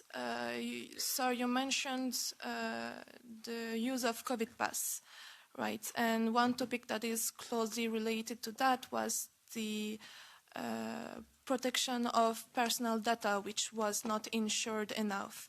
And you talked about developing an artificial intelligence in the European Union, but how to protect those personal data of citizens, because I believe that this is mainly the point of why people do not trust artificial intelligence. Thank you. Thank you very much. When I was young, I was a member of the European Parliament, and I was the rapporteur, draftman, on protection of data. And I remember because in 2001, we had a very strong position from the Parliament in the committee, but then it happened September 11. And after September 11, the position of the Parliament completely changed, and it was removed. The ban that the Parliament was asking for massive surveillance. So the issues that you are raising is a key point on the issue of artificial intelligence. The European Union already has the most ambitious regulatory framework on protecting personal data, and there are some push from the United States in particular to relax European rules to make it easier for US companies, but of course worldwide companies to work, to operate in the European market. So there is not a quick answer to your question, but I agree that it is really a crucial key point. Thank you very much. Please. Hello, Francesco. I work at the European Data Protection Supervisor, but I was a proud former trainee at the Associazione Luca Coscioni. For me, it was a great experience. Now, I wanted to follow up on this because this is very important in my view. A movement of this kind, citizen engagement, of course, this is very important for the EU and to preserve democracy. Because what we have right now, the AI Act we are discussing right now, it has provisions that, of course, are going to the direction you were discussing now, just right now. But it's important that these provisions will not be undermined by the geopolitical situation that we have right now. So it's very important that NGOs, that civil society in general, and movements of this kind will support the work of the European Parliament and the institutions as well, and keep an eye on what will happen in the next years. Because I try to be optimistic as Ms. Vancic regarding the change of administration. But what we see right now is the democracy is very fragile, and it's very easy to go back to situations where we were not before. So I just wanted to thank this the host and organization for this, and to express just my hope that we can support as citizens the work of the European Parliament whenever, of course, we can be called, and to keep an eye on what is happening also here, because still fantastic democracy, best area to live in the world probably right now, the EU, but still we need to keep an eye on it. That's it. Grazie. We stop for 4 minutes. Ci fermiamo per 4 minuti, così lasciamo respirare un attimo. So 4 minutes break. I don't think you can go anywhere in 4 minutes, but it's not a true break. Just 4 minutes of silence. Thank you. Thank you, everyone.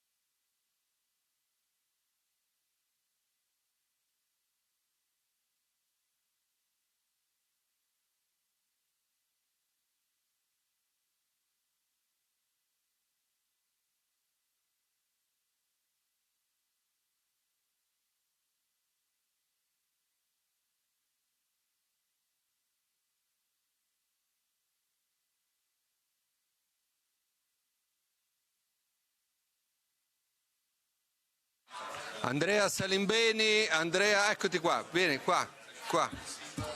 Andrea, qua, devi sedere, ciao Asia. Ok. Please take your seat, prego sedersi.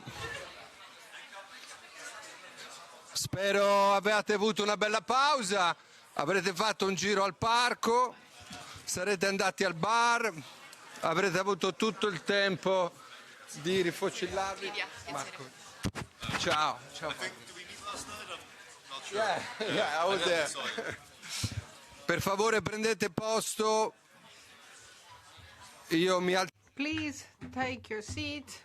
I'm going to stand up and give my seat to Andrea Salimbeni. I'm just here to welcome Benetta Scuderi.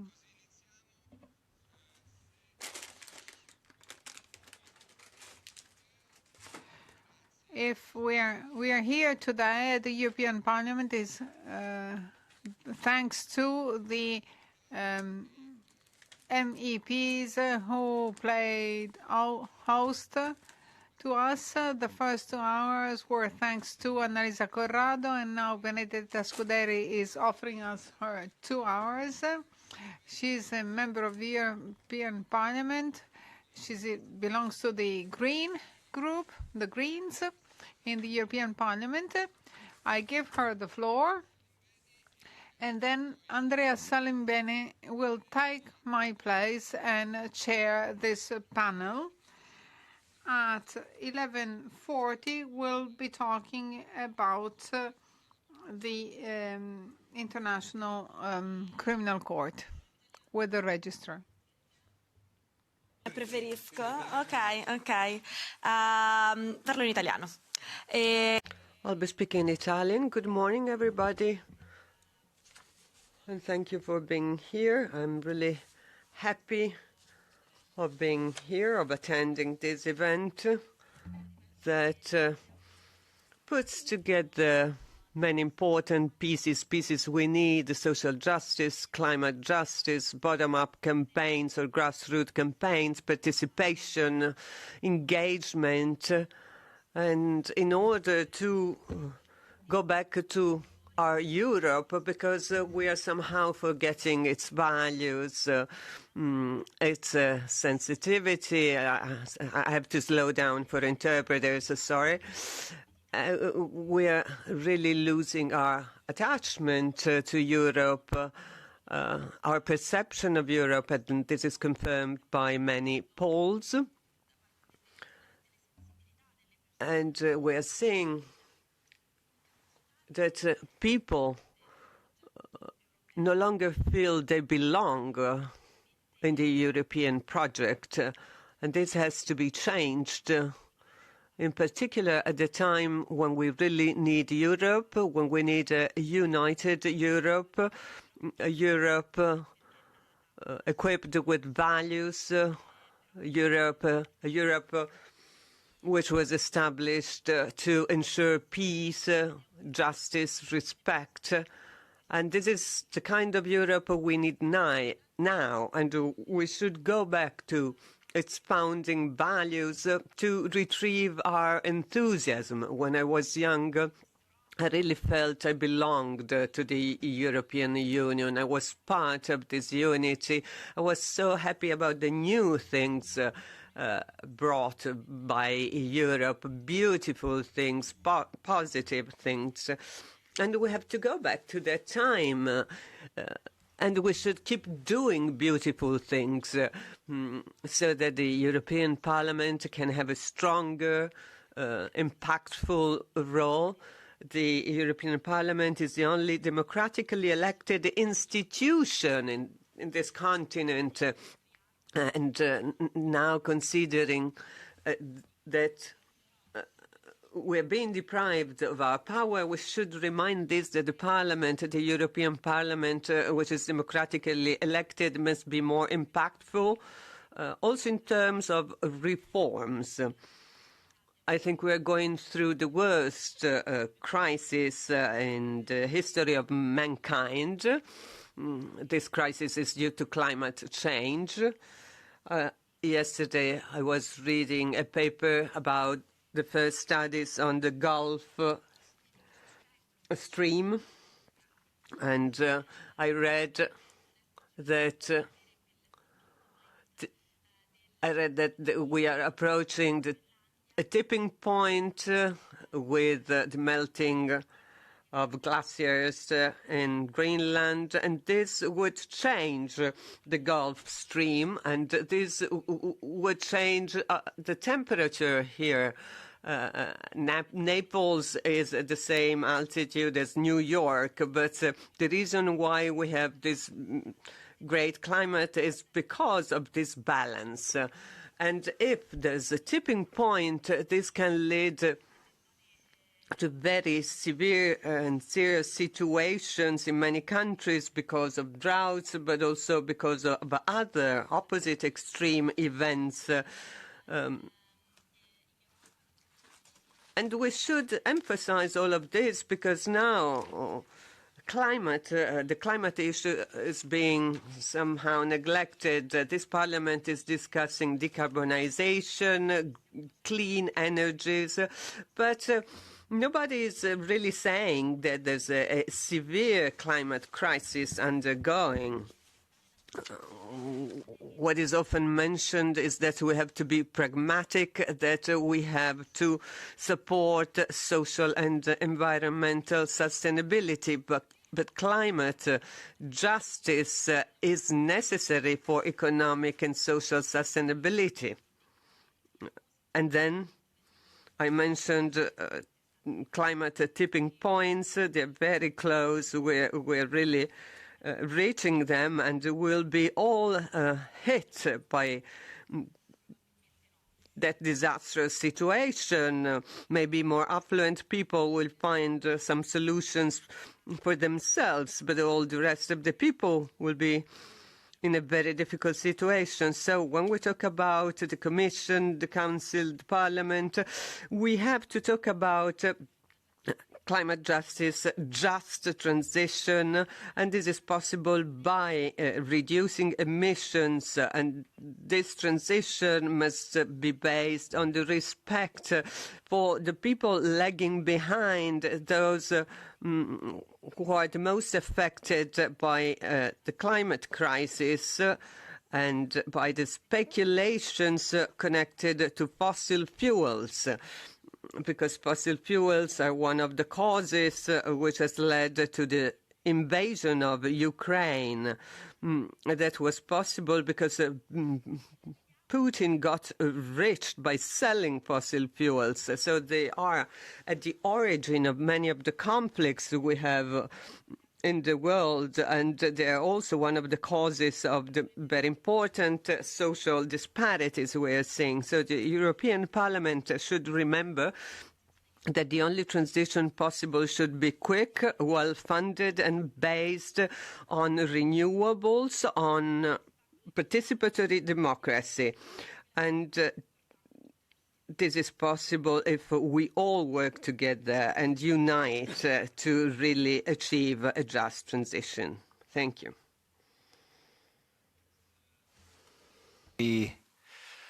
Nice to hear these words. Sometimes we miss them.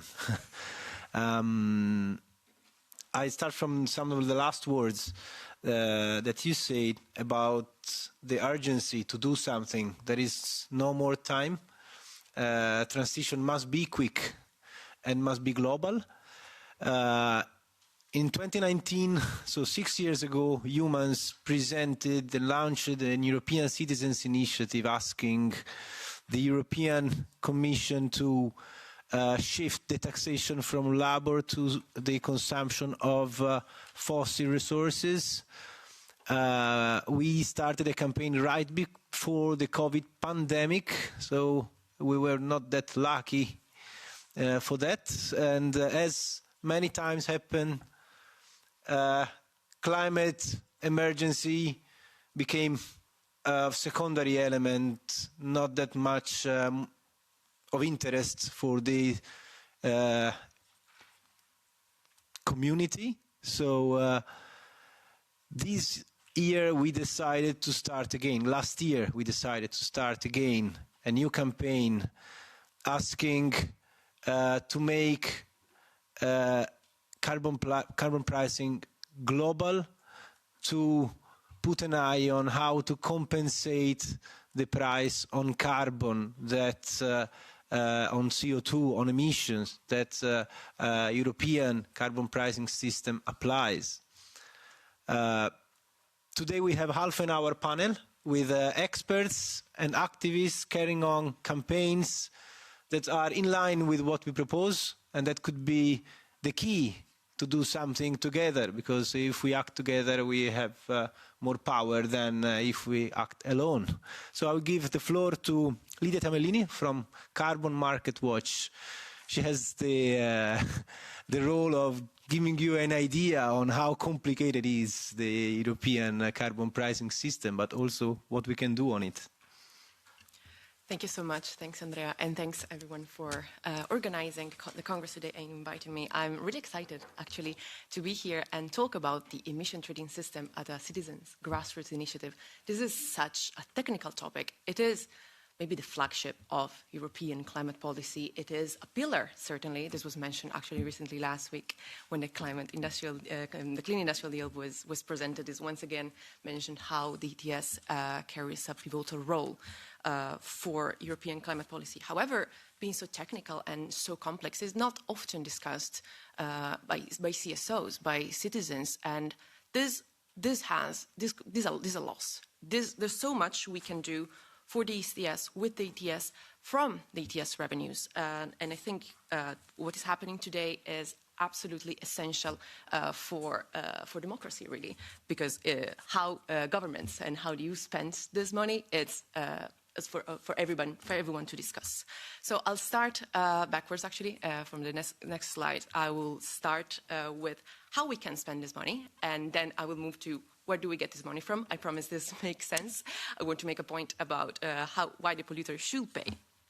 So as you can see, we relatively recently changed the EU emission trading system's rules. So there's a cap and share system where everybody who falls under the sectors that are deemed responsible to pay for their CO2 emission buys allowances or receives them for free.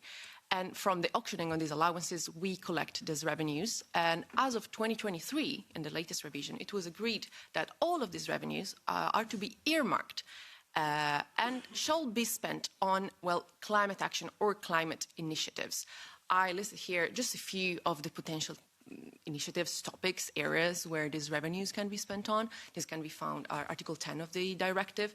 And just a few, we have renewable energy, of course, energy efficiency, storage, modernization of networks, but we also have protection of marine ecosystems, protection of biodiversity. We have just transition or support for low-income households. So it's really a wide array of activities. However, it is also a mixed bag of activities. You can see here indirect cost compensation. This means actively compensating companies for the energies that they used in their production. This is state aid, and this is direct support to highly polluting companies, for example. Or there is support for carbon capture and storage.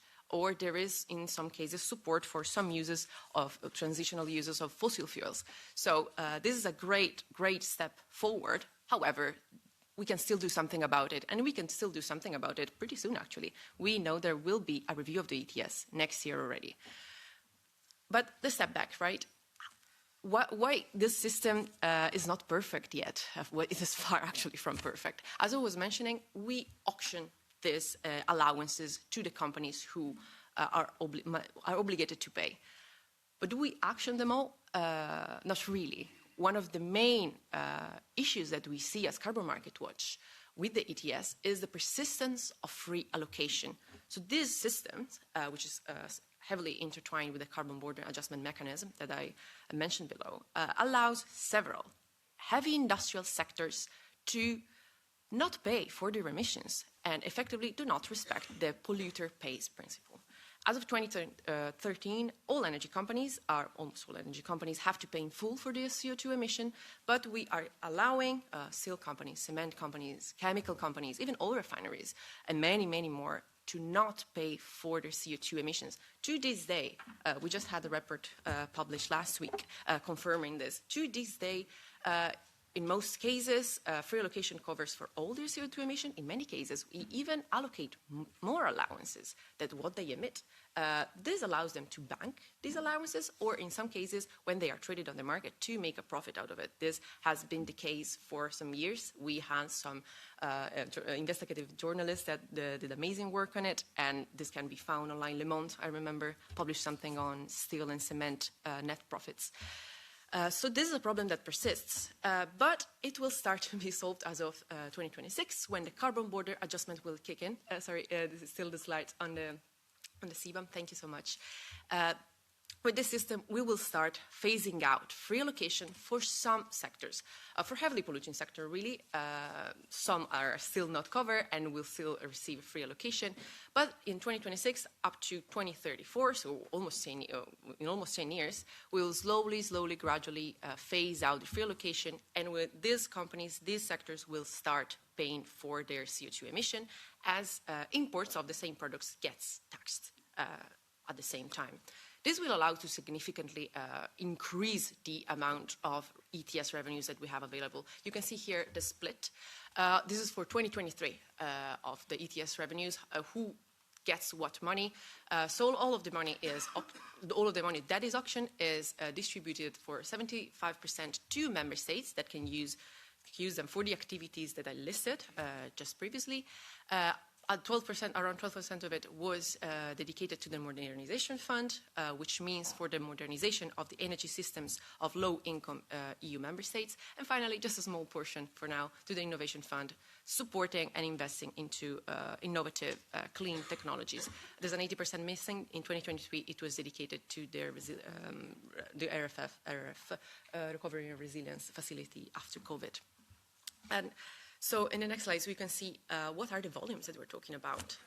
This year, I believe we collected around 84 billions, but the 2040 targets impact assessment issued by the Commission foresees huge amounts to be collected and to be reinvested to reach the likely 90% emission reduction target that we will see in we will try to reach by 2040, and will hopefully manage to reach. So in these scenarios, on average, what they expect to raise between 2031 and 2050 is 1,500 billions of total revenues.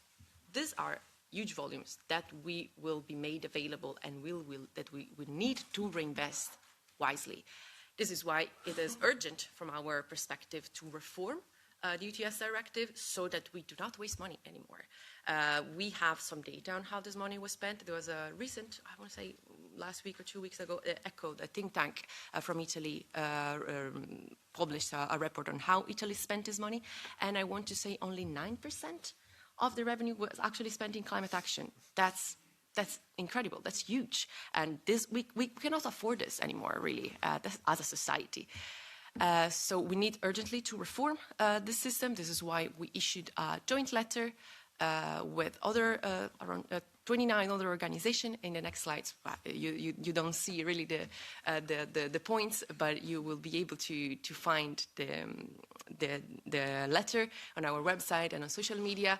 And we asked, as a consortium of NGOs, the key commissioners to act in 2026 during the reform and reform Article 10 and make sure that all activities that do not directly provide benefits in emission reductions or protections for citizens from the costs of the transition are taken out of the article. So we really only focus on the money on the activities that we urgently need. And this is essential to really enforce the polluters pay principle. We need the companies who have polluted for decades, really. We're only asking them to pay now. We need them to pay for this transition in full.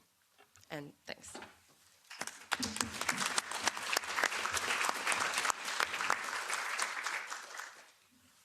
Thanks to Lydia for the useful insight. And floor to Patrick Brown from Equal Right, explaining the initiative of CASC initiative and the global cap and share initiative they are carrying on.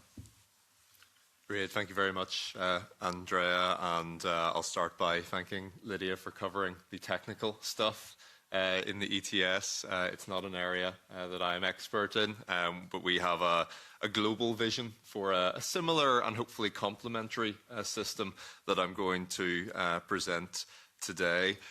See the slides up there, brilliant. So my name is Dr. Patrick Brown. I'm the Executive Director of Equal Right. Equal Right is a UK-based global non-profit organisation working on economic and climate justice. We work across several core themes, including tax justice, climate and universal basic income. And we are particularly interested in developing mechanisms that can redistribute wealth whilst also redistributing that wealth directly to citizens in the form of an unconditional and universal cash payment. So we have developed a particular model to facilitate this called cap and share. So I'm going to talk through some of the core principles of that in a second. But just to say that this is an initiative that is being driven forward by a global network of organisations and individuals. And Eumans, represented very ably by Andrea, is part of that network. It's called CASCA, the Cap and Share Climate Alliance. As I say, it's open to organisations and individuals, so anyone who likes what they hear today in the presentation would be more than welcome to get involved with that initiative. If we could just go to the slide previous, that would be great. Thank you. So there's 4 key principles to cap and share, and I'll caveat that by saying this is a global system that we have developed, but we are working on national and bilateral and plurilateral modes of implementation as well. The first on fossil fuel extraction, and that would be set initially at a level that would keep us within planetary boundaries, probably starting at the current carbon extraction level and then progressively reducing down until you have a full global phase out of fossil fuel extraction. Second is the charge, which is aligned with the polluter pays principle. And in our modelling, we have suggested a charge of $135 per tonne of CO2 equivalent extracted. Other amounts are available. That is quite a high and ambitious level. We do recognise that, but as an advocacy organisation, we always feel like we should pitch things as high as possible and let governments be the ones to knock it down rather than us. Third key principle, and this is an innovation that Equal Right brought to the table with Cap and Share, because I should say we didn't come up with the broad principles. It was invented by an organisation called FASTA from Ireland, who we work very closely with in the early noughties. But we developed it with a more global perspective, and also this idea of a fund, or what we call a global commons fund. And the idea here is that we would take the revenues raised from the charge on extractive industries and place them into a people-owned and operated fund that would make investments in the green economy. And that fund would hopefully, over time, provide a sustainable financing mechanism that would remove the reliance on fossil fuel revenues. And it's a big challenge out there when we're talking about how we pay for things, whether it's through carbon taxes or through wealth taxes or whatever. Very often they have diminishing returns built in because they are designed to diminish their own tax base.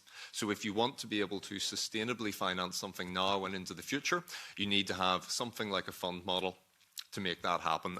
We've very much been inspired by the likes of Norway, who have a massive sovereign wealth fund, but also Alaska, who have a permanent fund. Yes, it's based on oil revenues. We're using revenues from a tax on extraction, but it pays out a universal dividend to everyone who lives in Alaska. There are some downsides to living in Alaska. The weather's not great, but that is one of the perks. And finally, and perhaps most importantly, we feel, is the share element of cap and share. And this really sets it apart from a lot of other models out there. And the idea here is that every person, every citizen participating in the cap and share system on a global or national scale would receive a universal and unconditional cash payment. That could be on a monthly basis, an annual basis, like what Alaska do. But the key argument here is redistributing resources directly to all citizens. And there's a number of reasons why that is beneficial. It can be as very simple as trying to help them cope with any inflationary impact of the system. And we saw the failures of not having redistributive systems in places like France, for example. If we look at somewhere like Iran, which doesn't usually jump to mind in terms of a progressive regime, but they actually removed a lot of their fossil fuel subsidies around 2010 and redistributed part of that as a cash dividend. And that helped with the political saliency of those reforms there. California has a slight rebate. It's not worth very much, so it doesn't get a huge amount of support. But the idea here is getting cash directly to people. If we go to the next slide there. Just wanted to outline some of the reasons why cap and share differs from cap and trade and systems like ETS.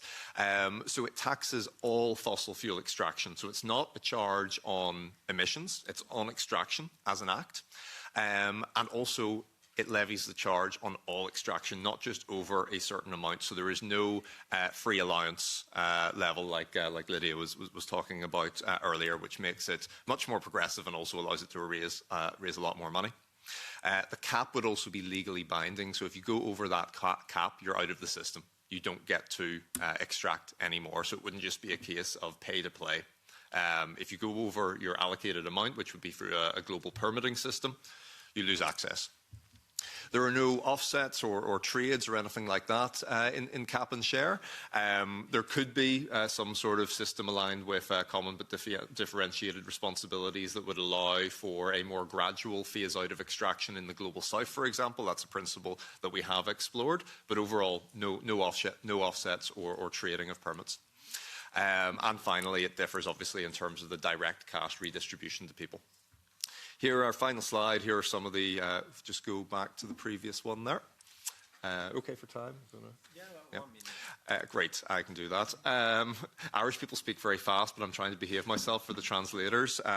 But thankfully, the only people that speak faster than the Irish are the Italians. So, so how are we making this happen at equal rights? So our work is primarily Global South focused. We don't do a huge amount in the EU, but I am very keen to hear from you guys today how we can do a little bit more in the EU context. But in Malawi, we formed a cap and share task force with the government there, including several government ministries, to explore how a bilateral cap and share system could work, where Malawi could work with a partner like Norway or Ireland, or two of the countries we're looking at, to do a cap and share between them. In Tuvalu, we're actually demonstrating the core principles of cap and share by distributing an unconditional basic income to Tuvaluan climate activists, so something we call unconditional cash for climate justice, or UC4CJ. In Colombia and Brazil, we're working with indigenous communities in rainforest areas to provide cash for conservation activities. And we're also, we have a campaign going at the minute called the Cap and Share Pledge, which there's QR code for on the next slide. And we would strongly encourage any of you, individuals, organisations, all welcome to apply. Recently, the first country signed the pledge. It only launched a couple of months ago, but the South Pacific island nation of Palau actually signed it, which was very exciting. And we're working on a few others in the pipeline soon.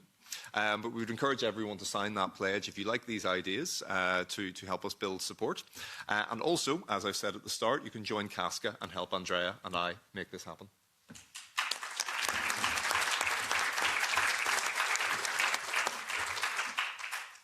Thanks, Patrick. So it's my turn to show what actually Eumans proposed with the petition, which is now available for signatures. I will try to be very quick because I want to leave some minutes for a short debate or questions from everyone about what we should do or which we could do together this year. Go already in the next slide.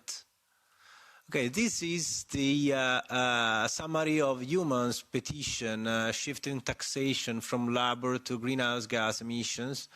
But as the first 2 points, if we go on, the first 2 points, they have already been somehow included in the ETS, in the European system, strengthening the carbon pricing system, including the new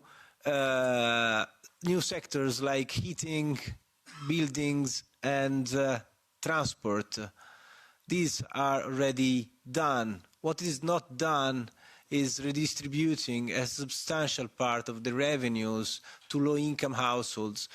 The proposal comes from some projections and articles about who will pay for the increase of the price of goods and any other products that companies produce. And if companies they have to pay taxes, they will increase the price of the final products. And if we do not want citizens to suffer the increase of the price, we need to help them, at least helping those having lower incomes. So that is the key of the first key of Eumans' proposal. The second one is the global carbon pricing system. It must be a voluntary climate club. It must be a global agreement. And that is why we are here discussing how to do this. Yeah, go. Okay, fine. There is an animation, so we can go on. Okay. Some data, 43 billion euro from CO2 taxation under the ETS have been collected in 2023. In the same year, 71 million EU citizens were defined at risk of poverty. By a simple calculation, we could simply share 600 euro each to these guys if we reuse these amounts. But as Lydia told at the beginning, 43 billion is not that much because most of the CO2 emissions are for free. In fact, projection says that 200 billion will be available in 2030. So we have to find a way on how to redistribute, how to share to people, to avoid people being against, because we do not want protest against the CO2 pricing. We want citizens to be part of this change. We want citizens to be supporting the climate policy, not to be those that protest against it. That is why we have proposed the solution to make this shift of the taxation system. Moreover, we have to take into account what we can do at global scale. Next one. Quite a complicated slide, but quite easy to describe. We have to propose that a carbon pricing system must be global and globally agreed, or at least to start creating a club, which can be a voluntary club, where those inside the club apply the same carbon pricing system, and where those outside, they are affected by the CBAM, so the Carbon Border Adjustment Mechanism. This is not our invention, it's the invention of Nordhaus, Nobel Prize, that published an article in 2014 or 15 on this matter. That's the way that we have to fight global warming, because global warming is global, not European, and at the same time to help countries with lower domestic product and lower income to grow sustainably and to contribute to our sustainability as well. That is the last slide. There is a last slide then with a question. Last? Okay. The last slide is to start, we have 5 minutes, if I'm correct, discussing, and this is the question.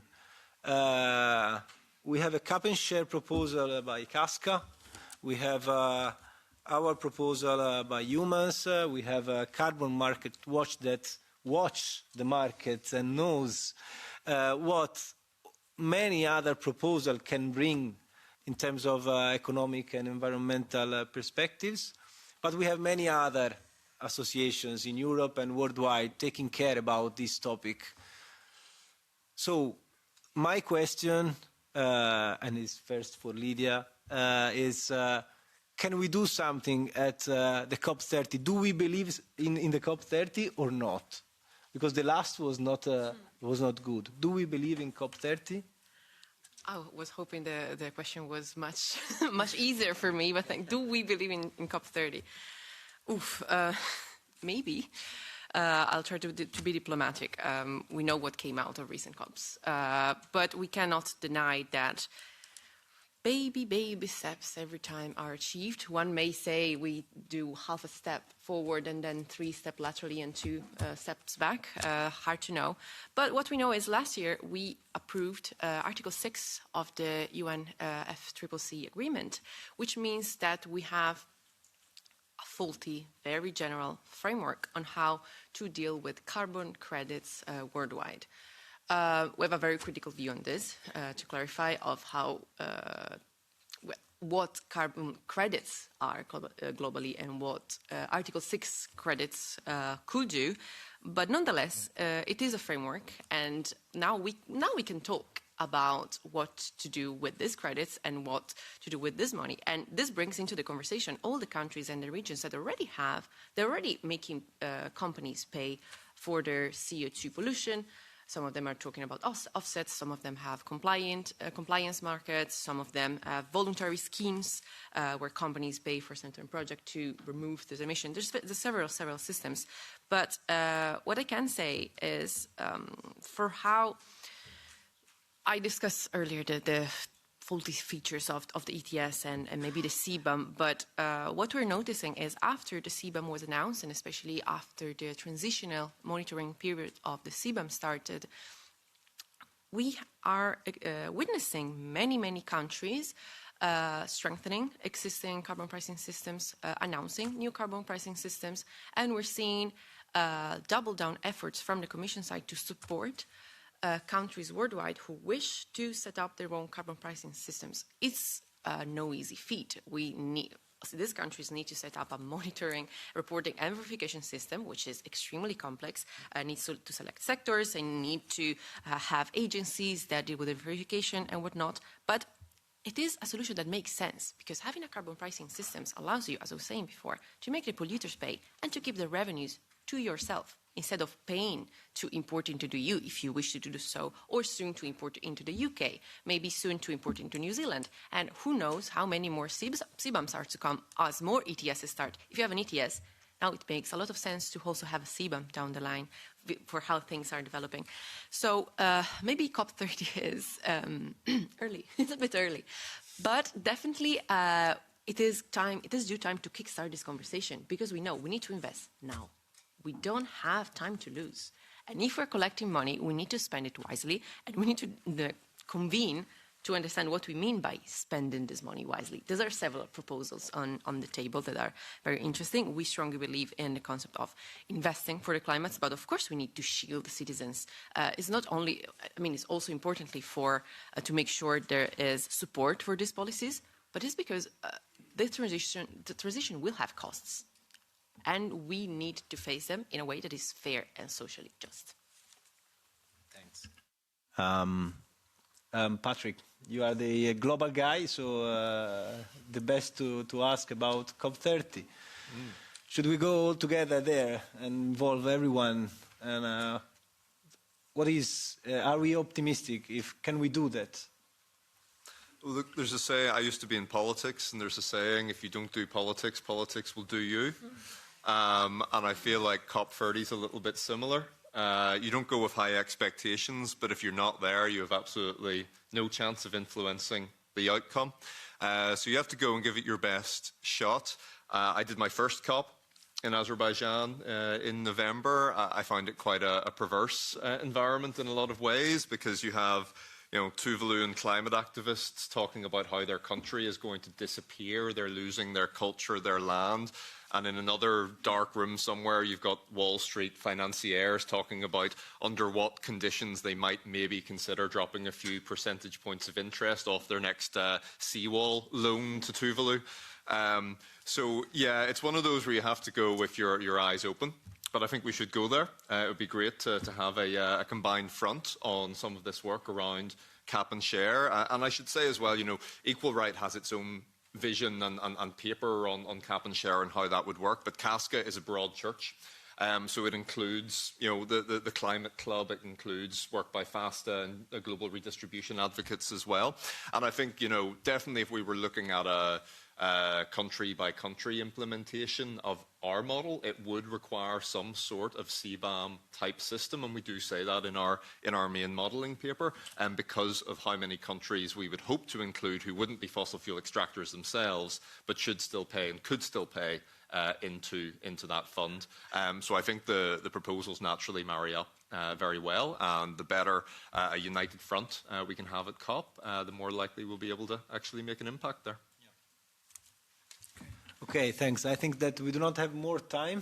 We got 2 minutes more. So sorry to the organizers, and thanks so much to the participants. Back questions. Grazie Andrea, e avremo... Well, thank you, Andrea.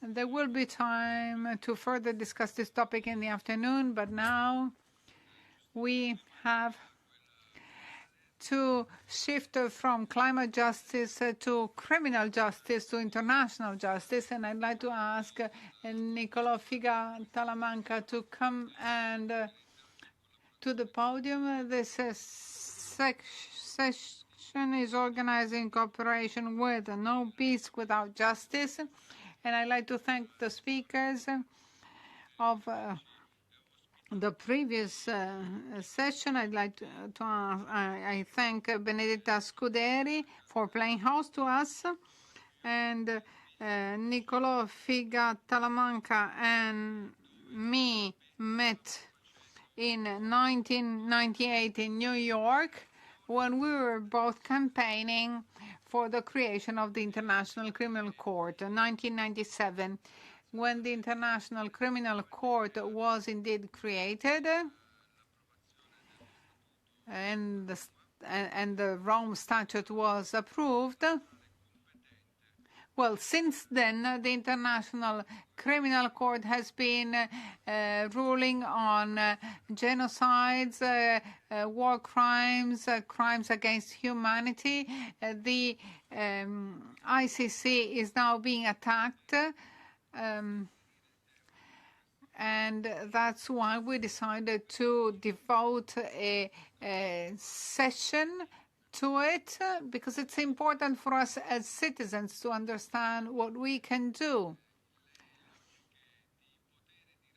At the power relations between state nations at the present point in time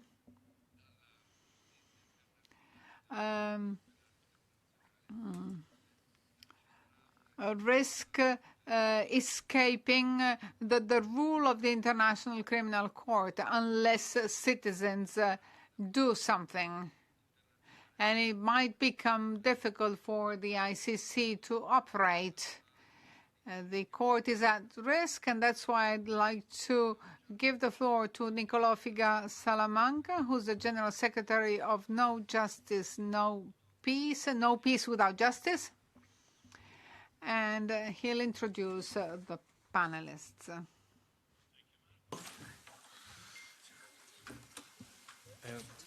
Please, yes. Thank you for the Registrar of the International Criminal Court for having made the trip to Brussels for this session. The Registrar by statute is the head of the court as an institution, let's say, as a public international law institution. He's not involved in the judicial decision-making process, but he's the head, but he bears the burden, of course, of making the system works. And a system which is under threat today more than it has ever been since its establishment in 2002. And when the Rome Statute of 1998 came into effect. When we negotiated the statute, I had the privilege of taking part in that as a representative of Bosnia and Herzegovina. When we negotiated the Rome Statute, the state parties that ultimately joined the court and those who took part in the diplomatic conference chose to have an independent institution, able to work without fear or favor, able with a certain number of restrictions to operate when countries were unable or unwilling to undertake their international obligation of prosecuting or extraditing crimes under international law. The court's jurisdiction is based on hard law, is based on a treaty, which is the Rome Statute, to which there is no derogation. And it is both from a structural point of view and in reality, although immersed within the international political milieu, it is an independent judicial institution. That independence and that integrity is currently at risk. In my opinion, it's a risk more from what should be their friends than from what are known to be their enemies. It's more at risk from the wavering or the outright challenges from state parties who have a legal obligation to support the court and to abide by its decisions. Because it's through the lack of support by state parties that non-state parties and others who are intent on interfering in the judicial independence or obstructing the mechanisms of justice, it's through the wavering of state parties that those other parties are able to have an impact. And this is a very clear case, the situation where now the US has placed sanctions on the prosecutor of the ICC. More staff members and potentially the organization itself might be placed under sanction in the coming weeks. But those are not as scary a prospect as the fact that member states, including European Union member states, have not stepped up to the plate to protect the court and to ensure both its viability in terms of the practical effects of the sanctions, bank accounts, ability to move around, but also in terms of the political effect of the sanctions. And so we thought we'd take advantage of the EU Congress, or the Eumans Congress, and we're very grateful to Marco and Eumans in general for having hosted, let's say, this small parenthesis on international justice. And with that, I give the floor to Osvaldo Zavala-Giler. Osvaldo is an activist in his history and ended up in a very institutional role. But that's what we need, activists in institutional roles. And that's what we need from the Parliament and from the EU to act as an institution, but with the spirit of an activist. Osvaldo, you have the floor.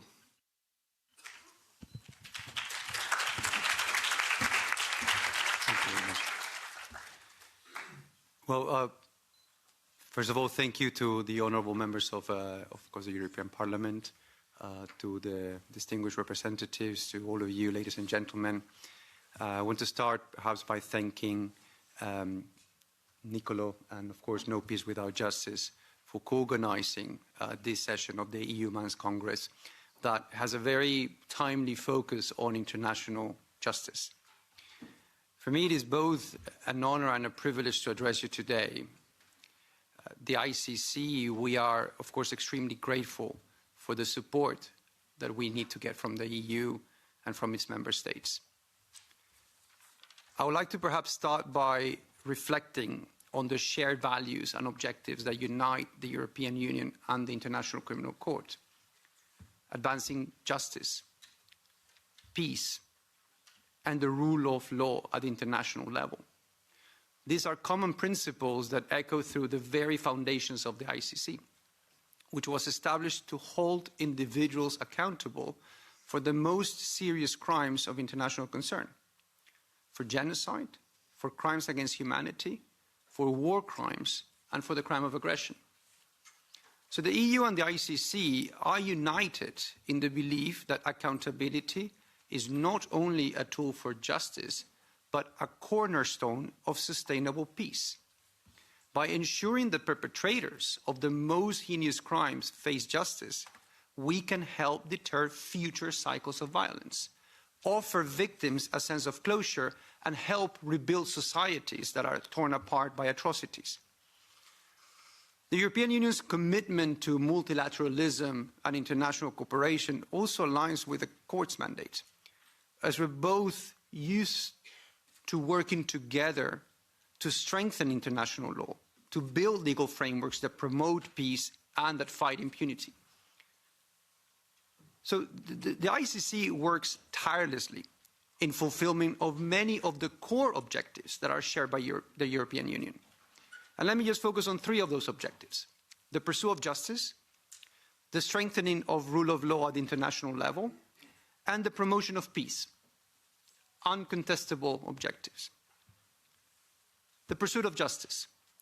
The EU has a long-standing, has been a long-standing vocal supporter of the ICC, emphasizing in this regard that justice must be a critical part of the efforts to prevent and resolve conflicts. The ICC work in addressing impunity complements the EU foreign policy objectives. Especially, it emphasizes on the protection of human rights and the rule of law. So by prosecuting individuals who are responsible for atrocities, the Court contributes to establishing the precedent of accountability, which supports the EU ongoing efforts to combat impunity worldwide. Let me give you an example of this, and it's our work in the situation in Darfur in Sudan, where the ICC's intervention has been pivotal in addressing the grave crimes committed during the Darfur conflict. The European Union has consistently supported the ICC's efforts, including the arrest warrants that were issued against former Sudanese President Omar al-Bashir, demonstrating our shared commitment to ensuring that no one is above the law. No. No, please. No, please. Concerning the support for a strong rule of law at the international level, the Court serves as a crucial component to the global system of justice, working alongside other international institutions that promote also rule of law. So the EU has long championed the development of a robust international legal system, and the ICC plays an integral role in this framework. The Court, just to give an example, the Court's work in Central African Republic, for example, where we have investigated war crimes and crimes against humanity. This highlights how ICC partners with EU to support justice in post-conflict settings. The EU's contributions to the rule of law in the region through humanitarian and peacekeeping and peace-building efforts complement the Court's prosecutions, contributing to long-term stability and long-term peace in the countries. But moreover, the ICC's commitments to victims' rights aligns with the EU's dedication to ensuring justice is accessible to all, particularly marginalized groups. Through our Trust Fund for Victims, the ICC works to provide reparations and supports for victims, a cause that the EU has consistently supported through its policies and through its funding. And finally, let me touch about the promotion of peace. Both the EU and the ICC understand that peace is not simply the absence of conflict, but the presence of justice. We believe that lasting peace can only be achieved when individuals responsible for genocide, for crimes against humanity, for war crimes, and for the crime of aggression are held accountable.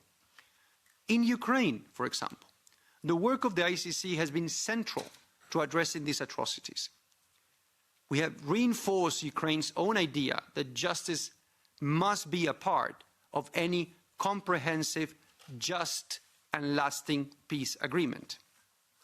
The EU's role as a mediator in conflict zones aligns closely with the ICC focus on ensuring that peace agreements are not undermined by impunity. For example, the EU's support for the peace process in Colombia has been reinforced by the ICC's monitoring of transitional justice, These are not mutually exclusive.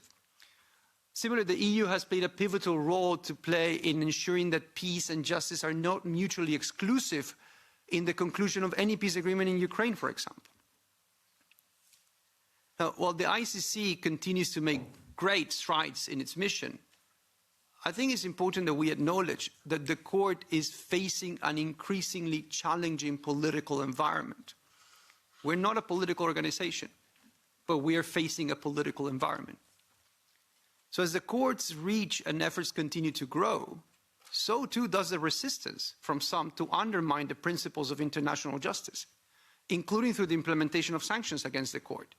But not only this, also the issuance of arrest warrants to our judges and prosecutors by the Russian Federation for the work we did in Ukraine, and a cyber attack that we had last year in relation to our activities in Ukraine. So now, more than ever, the ICC needs the continued support and the leadership of the European Union. The EU's commitment to multilateralism, to rule of law, and peace and justice can help ensure that the work of the ICC does not falter in the face of these political challenges. The ICC relies on the diplomatic and political backing of states parties, especially from the EU and its member states, who are not only one of the strongest constituencies, but they host the ICC's headquarters in the Netherlands. So to encourage cooperation with our investigations, to secure the arrest of perpetrators, to protect the court against political attacks, that's what we're looking for. And for that reason, allow me to place perhaps a special emphasis on what can be done at this stage to protect the court, to safeguard its business continuity, and to ensure its long-time resilience. I'll mention a few ideas. First, of course, advocating for strong international support for the court, including diplomacy to bring new states parties into the Rome Statute system. Ensuring that EU member states fully meet their obligations with the ICC, including cooperating in the arrest and surrender of suspects, providing assistance in investigations, supporting the enforcement of ICC decisions, as well as the obligations under the Rome Statute, the headquarters agreement, the agreements on privilege and immunities, which these obligations are inconsistent with the coercive measures deployed against the court. Increasing political and financial support, particularly in the face of rising political pressures, to help the ICC remain independent and effective in its mission, and enacting national as well as at EU level blocking statutes to provide the ICC and the key service providers of the ICC a solid legal basis on when considering whether or not they will continue to provide services to the court despite the sanctions from the US. On this point, now that the US sanctions has been ordered and it has been signed into official executive order, and now that a court official has been designated, which is the court's prosecutor, we understand there's nothing preventing the activation of the EU blocking statute. Because the ICC is based in the Netherlands, and because the majority of our commercial operators are European, it is therefore critical for us to have action at this point and adopt the EU blocking statute. So we really look forward to the Commission initiating a process that leads to the speedy activation of the EU blocking statute. We have reached a definitive moment where your court, to be honest, and its elected officials and its personnel will need decisive protective action over the course of the next few years. And this will be particularly important here in Brussels as much as in The Hague. In other words, there is a clear and present need for action, and the EU and its member states to help safeguard the court and its personnel, not only to ensure business continuity during these political challenging times, but also to make the ICC more resilient, and hopefully more resilient than ever in the future. Ultimately, how our states parties respond in concrete terms to this matter will define the court's ability to carry out its mandate. We're in your hands. The ICC, of course, will continue to do everything within our possibilities to protect this institution, to protect these elected officials, to protect its staff. But we need to do this together with our states parties, together with our host state. As the only permanent international criminal court, our work remains very much at the heart of the global peace and security system. The ICC is on the front lines right now of a broader attack on international law and institutions. Defending the ICC is therefore contributes to safeguarding international law and the business continuity not only of the court, but of other international institutions that are facing similar risks and attacks right now. The shared values of the European Union and the International Criminal Court create a strong foundation for our collective efforts to build a more just, peaceful, and secure world. By working together, we ensure that the fight against impunity remains central to the international agenda, that the EU's steadfast support for the ICC enables us to continue our mission of promoting and contributing to lasting peace in conflict-affected regions. We are committed to working with the EU to reinforce its shared values and these shared objectives. But the ICC is more than a court. International justice is more than courtroom proceedings. It is the foundation upon which much of our global order rests. International justice underpins human rights, the human rights that we cherish.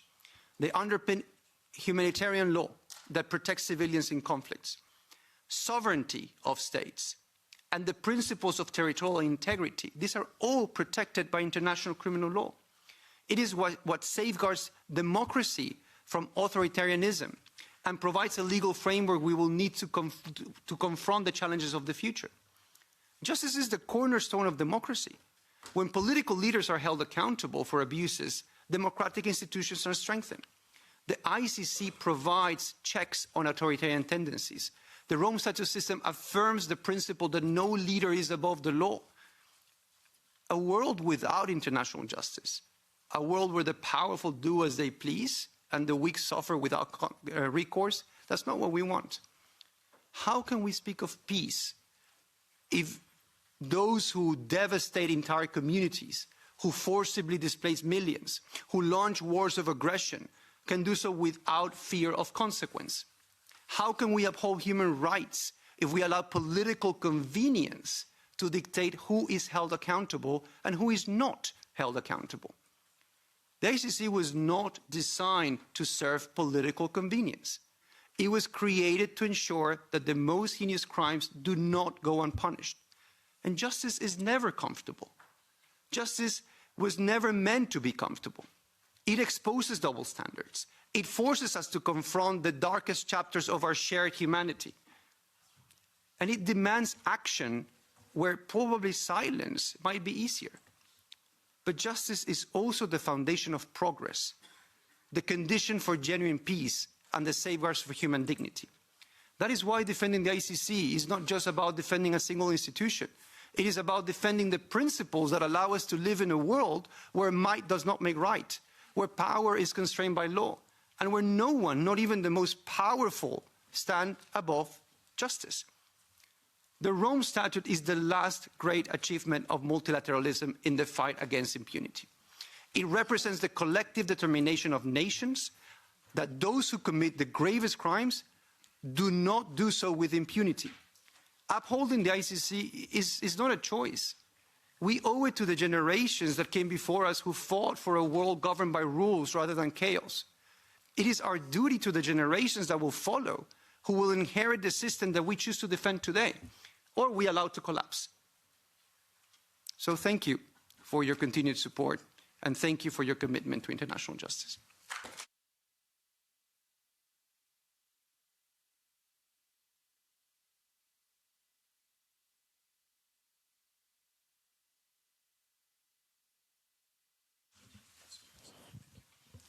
Thank you very much, Mr. Registrar. Very compelling speech. I have the pleasure now of giving the floor to one of the members of Parliament who has been the most vocal in support of the court, and both in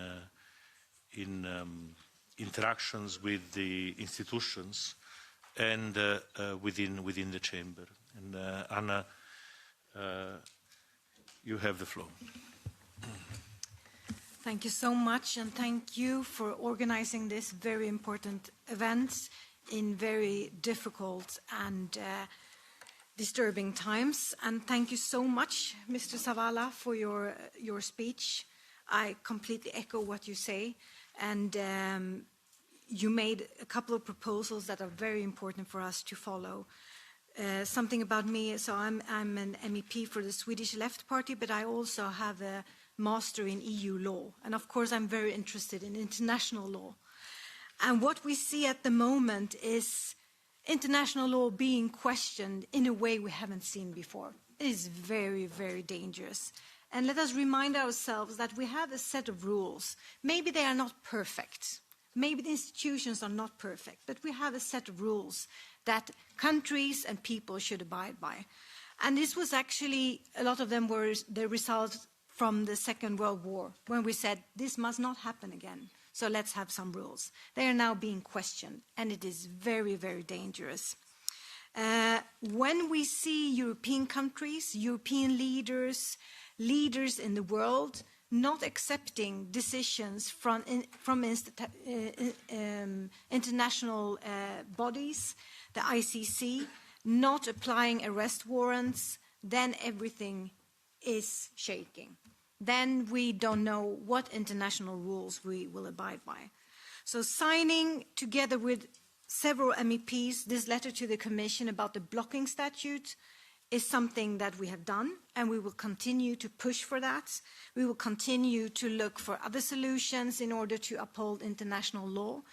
And I would just like to say that what we see now with the threats of international order and international law, of course, is very serious, but it's also a possibility for the European Union to stick to human rights, to international law, and to show that actually it's possible to abide by international law. I'm a bit worried from some of the voices within the European Union, I must say, but we will, together with different MEPs from different political groups, we will keep on pushing for the right to uphold international law and, of course, for the ICC to be able to work. So thank you so much. And please, I promise you that we will support you in your continuous work. Thank you.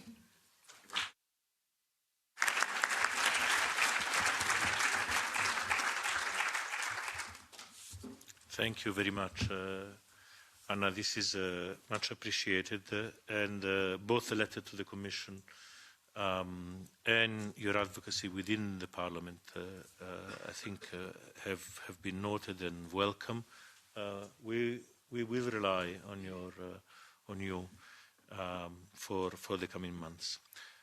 It's now my pleasure to give the floor to Mr. López Aguilar. He is a member of Parliament with also the background of having been Minister of Justice of his country. And please, sir, you have the floor. Thank you so much. No peace without justice, and all of you for gathering in the European Parliament. Welcome to the European Parliament. The European Parliament is proud to host you. It's proud to have you. And it's proud to be part of this witnessing and testimony of commitment to international justice, and particularly to international criminal justice. I was, of course, impressed by your powerful speech, Mr. Zavala, Registrar of the International Court, the International Criminal Court. I had the pleasure, yes, to serve my country as Justice Minister. I've been the chair of the Committee of Liberty, Justice and Home Affairs in the European Parliament for 10 years.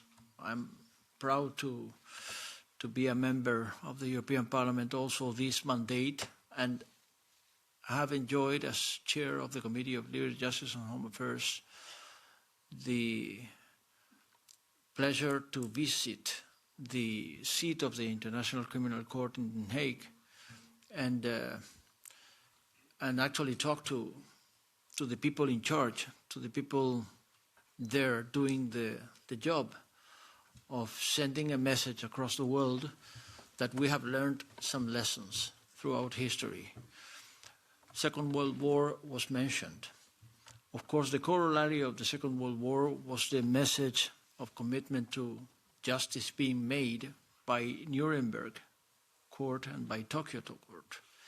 And then also when the war also aroused on European soil, we saw the Criminal Court for Yugoslavia and also for Rwanda. So it was about to have a permanent institution committed to international law and against impunity of war crimes, genocide, crimes against humanity, and aggression. And that's exactly the purpose of the International Criminal Court that was brought about by the Rome Statute, 1998, and in force from 2002. And it's international law in the making, we are seeing here. And it happens that international law is one of the sources of EU law. That is why all of the member states of the European Union and the European Union itself have committed so strongly, so vocally to the International Criminal Court, and for its reason to be there and the work it unfolds. And the thing is that this work is no free of threats and political will to undermine its full potential. We have seen this executive order launched by President Trump, the new US administration, sanctioning International Criminal Court officials and those who cooperate with them. It's appalling. It's been noticed as a, again, further awakening call for the European Union to stand up. We usually say that awakening is not enough. It also takes getting out of the bed, of your comfort zone, and start walking ahead and showing that you are actually alive and you're taking the blow. And as the blow is not harmless, you react, and then you protect not only ICC officials, but also those who cooperate with ICC from sanctions, which are arbitrary and against international law. And then, of course, you unblock the EU blocking. The EU blocking, that is, you unblock it and you enforce it. That is precisely the purpose, and we are all committed. We should all be committed, and of course many of us in the European Parliament, which is a pluralistic body, as you may assume. It happens to be that the European Parliament is the only directly elected body in the European architecture, the only democratically elected, so with a direct legitimacy of universal suffrage, but as a consequence, the European Parliament is an expression of the variety and the pluralism of the European social fabric, so it's a pluralistic institution. And yes, there are also anti-European MEPs. They are also anti-European forces that make it all the way to the European Parliament. That is a democratic event you have to live by and live with. But yes, there is still a majority breathing European law and commitment to international law in this European Parliament, this mandate as we speak. And believe me, I'm among them, among those who are strongly committed to international law as a source of EU law. So sanctions or defects of commitment to international law or selective compliance or non-compliance at all of the rulings of the European Court of Justice and the European Criminal Court and the proceedings of the European Criminal Court in particular should not go unpunished, should not go unnoticed, neither unpunished. And there are, of course, consequences when you do not comply with EU law. There is Article 7 And we, in the European Parliament, we have activated, precisely starting in the Committee of Legal Justice and Home Affairs, which I chaired, Article 7, first against Hungary, then against Poland. We did our part of the job. And in my view, non-compliance with International Criminal Court rulings or proceedings is a way to not only undermine but violate grossly your obligations as a member state or your obligations to EU law. So there should be legal consequences too. And that is, in my view, a powerful toolbox in order to stand up for the EU commitment with the International Criminal Court and the commitment of its member states, because all of them are signatories of the International Criminal Court. Yes, we know that there are huge global actors which are not only not committed with the International Criminal Court, but also against it, utterly against it. It was the case of Russia, no surprise, no wonder. The case of China, no surprise, no wonder. But now it's utterly the case of the United States, strongly so, strongly so. So that is, in my view, something that, again, calls for EU reaction and action.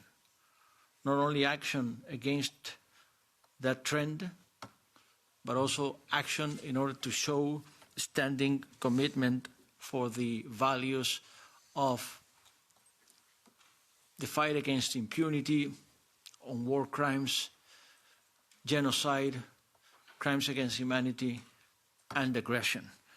So that is the message I wanted to shortly share with you, that many of us in the European Parliament do care, are proud to host you, your standing committee, with these values, upholding international justice. I mentioned that, yes, ever since the United Nations was set in motion, there's been the International Court of Justice also in The Hague, but just this century, 21st century, we have seen finally a standing International Criminal Court learning the lessons of history.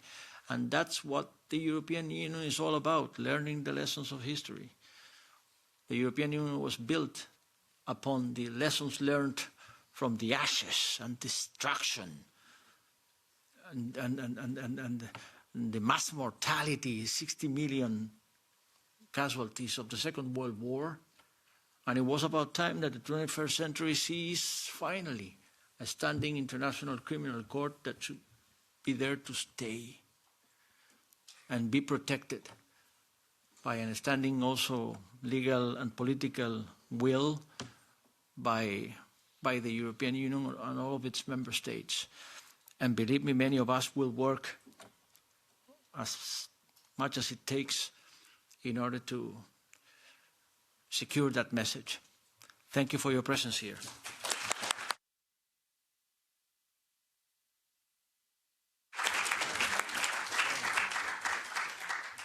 Thank you, sir.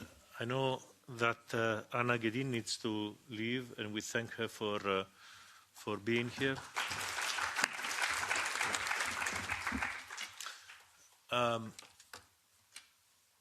There is one component of the puzzle which is also under threat,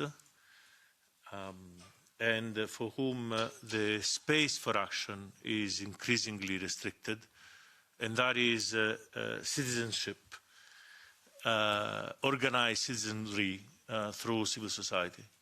And it's, I think, it has been historically one of the most powerful forces for action, for the establishment of the courts and for its operations. And so I'm very pleased that as part of this panel we have two representatives from civil society to whom I want to give the floor. Alice Autin, or Autan, voilà, represents Human Rights Watch here in Brussels, one of the strongest voices against impunity. Alice, you have the floor. Thank you, and thank you for inviting us into this panel. So following on today's intervention, I want to add Human Rights Watch voices to the court, the chorus of MEPs and a number of member states that have spoken out against the sanctions, the ripple effect they have on the court, and call on the EU to do more to demonstrate its support. Indeed, what has been done so far is far from being enough. The sanctions aimed at deterring the ICC's essential mandate strike at the very foundation of the rule of law, as they go against the core principle that no one is above the law. The ICC is a cornerstone of the international justice system, protecting the rule of law and the rights of the vulnerable against the powerful. It is a bulwark against a law of the strongest mentality. Weakening it risks emboldening authoritarian regime and those seeking to dismantle international law and the rules-based order.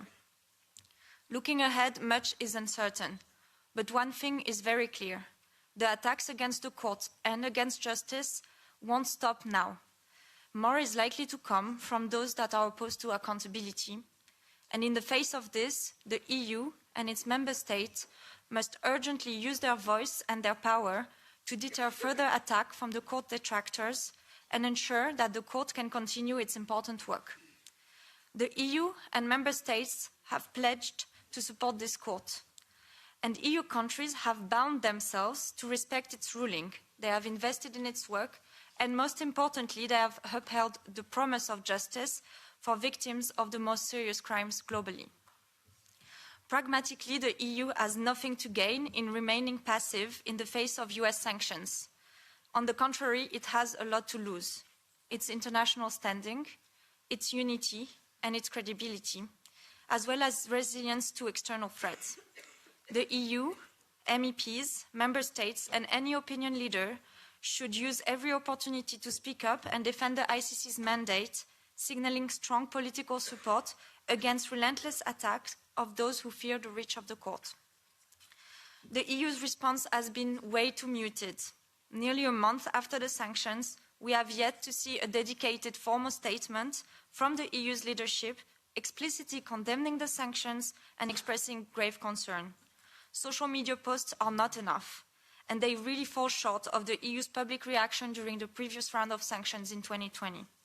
Failing to react equally strong now, when the ICC is possibly under greater threats, signals a serious setback in standing firm for the rule of law. Clear political support must also be coupled with concrete actions. And as others have said, the EU is equipped to respond to extraterritorial sanctions with the blocking statute. Despite member states and MEPs having actively called for its use, the Commission has yet to act to implement the EU policies that were created precisely for moments like today. Failing to implement them now, when the Commission has the authority to do so, it sends a damaging message of lack of support. While imperfect, the blocking statute is a necessary first step to take for defending the court, and using it doesn't preclude the Commission or any member state to develop other measures that can protect the court more effectively. But today, and as others have underlined, the threats are not just external. Some within the EU are undermining their own commitments to justice. A minority of member states are generating legal uncertainty about ICC decisions, appearing poised to defy their international obligations to the court, or worst, actively failing to meet theirs.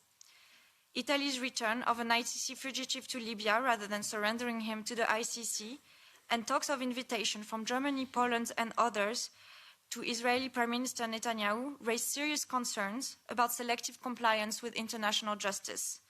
By appearing to prioritize political consideration over the EU's stated commitment to accountability, this action erode the EU's policies on international justice, and if they remain unchallenged, they risk weakening the rule of law domestically, regionally, and globally. It isn't just a legal concern, it is also a deplorable display of double standards. Court opponents will use any openings to undermine the ICC's mandate, so the EU should show that it stands behind the court through firm and unwavering commitment to all its decisions. Unity and compliance with the law must be the guiding principle, whether justice is for victims in Ukraine, Palestine, Israel, or Libya. Parliaments in European countries should also push their government to publicly commit to uphold their obligation to execute the warrants, regardless of whom they target. EU institutions also have a critical role to play here to strengthen the member states' unity behind the court. They should ensure government holds the line and enforce their obligations. This comes through raising the price of non-cooperation by responding strongly, both as the EU and individual government within the Assembly of State Party of the ICC. We're not short on challenges facing the court today, but let's be very clear, these are not just the court's challenges, they equally threaten the values of the EU, its unity and integrity. As a long-time supporter of international justice and of the ICC's independence and integrity, the EU has a responsibility not just to the court, but to its citizens and to victims around the world. This responsibility shouldn't be compromised by geopolitical calculation with the US or any other country, whether part of the court or not. At this critical juncture, it is paramount that the EU stands with victims rather than wanted war criminals. These challenging times are an opportunity for the EU to reaffirm loudly and clearly that an alternative to the law of the strongest exists. Thank you.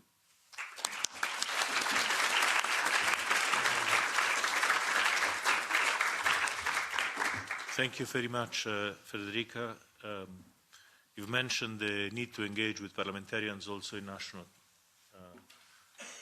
parliaments. I have the pleasure of giving the floor to Federica Shekoherova, who represents PGA, which is exactly the type of organization that can mobilize parliaments around the world. Federica, you have the floor. Thank you very much. And indeed, PGA is a network of parliamentarians from all over the world, currently lots of active MPs, and including from the European Parliament. And I would also like to acknowledge their very active role and their support towards the ICC. And of course, we also have some initiatives that I'm going to speak about, but I would first like to express our gratitude for their active involvement, because they're, since the sanctions, since any attacks against the ICC, they have been particularly active, and it's through their voices and with their support that we are able to proceed and be vocal ourselves as a network. Currently, we count around 1,300 parliamentarians from 140 parliaments, so it's a global network. So it's not, of course, only the European Parliament, it's from all regions, and we see strong support from our parliamentarians towards the ICC. So we see that there is an ongoing fight, and we are still winning. And in this respect, I would also like to mention our initiative that we have been working also with MPs on, and it's our Global Parliamentary Declaration in support of the ICC.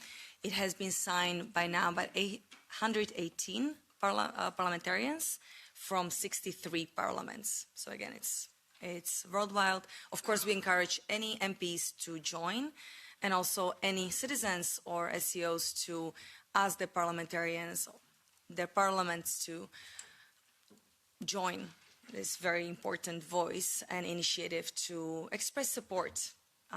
This initiative specifically reaffirms that any political pressure, any attack, any sanction against the ICC or its officials is a direct attack on the foundation of international criminal justice, and this cannot be accepted. And of course, the ICC, and the reason why the support for the ICC is as important, we have already discussed the unique role of the ICC.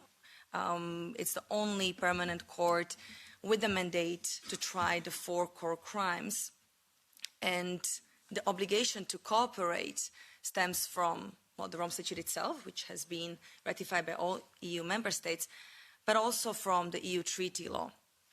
So for this reason, the sanctions create a very chilling effect on the pursuit of justice. They discourage cooperation by states, by international organizations, civil society, and the consequences and implications are global, way beyond only one particular situation, as many may think. Their vague wording leads to all these stakeholders being over-compliant in fear of potential reprisals, and this creates additional aggravated situation in terms of trying to shift from some of the mandate, let's say speaking about the CSOs, or trying to prevent that the entities would fall under the sanctions or potentially penalties in case of the US-based organizations, which we are also a US-based organization and we see ourselves, and it's very worrisome to see the considerations because we have to continue our mandate, we have to keep fighting. And specifically when it comes to civil society, the sanctions are undermining their resources, limit their funding opportunities, means of cooperations with partners, of course with donors, and also forces a lot of them to refocus their mandate and their activities, which is really from helping victims, furthering investigations into the most serious human rights violations. And then as a consequence of these potential threats and very real threats of reprisals faced by legal representatives and civil society organizations, the victims that are already marginalized and already facing hurdles and obstacles, they face further barriers to access to justice because the key structures are either weakened or collapsing, or they don't have support, they don't have access. They cannot rely on their partners anymore because these partners are trying to step back. And what it actually, the message that it conveys is it emboldens the perpetrators. It basically sends out the message that those that fight for accountability may face punishment, either political or very real when it comes to penalties and imprisonment. So for this reason, there is a real need to step up in concrete actions and unity. It's, of course, the EU institutions itself, of course, the MPs, and also citizens. So I would just like to also share with you a few potential actions that also the members of parliaments can do, also at the European Parliament, but also at the national parliaments. So, of course, first and foremost, publicly denounce the sanctions and call for their immediate repeal, using every opportunity to raise awareness and advocate for the support of the ICC within the EU, but also national governments. As has been already discussed, continue calling for the implementation of the EU blocking statute or any similar instrument that may be available, or any initiative that could help. Continue to demand for also the EU, but also individual member states, to comply with their obligations to cooperate with the court, and also through signing cooperation agreements with the ICC. And again, this cooperation obligation stems from the Rome Statute, but also from the EU law itself. So it's all member states are obliged to comply. For the MEPs, also to encourage other parliamentarians, also at the national levels, to raise these issues domestically. And then, of course, very importantly, also have this to be reflected in the budget negotiations. So there is enough funding and financial support for the civil society and also international justice organizations, including the ICC and the Trust Fund for Victims. Thank you.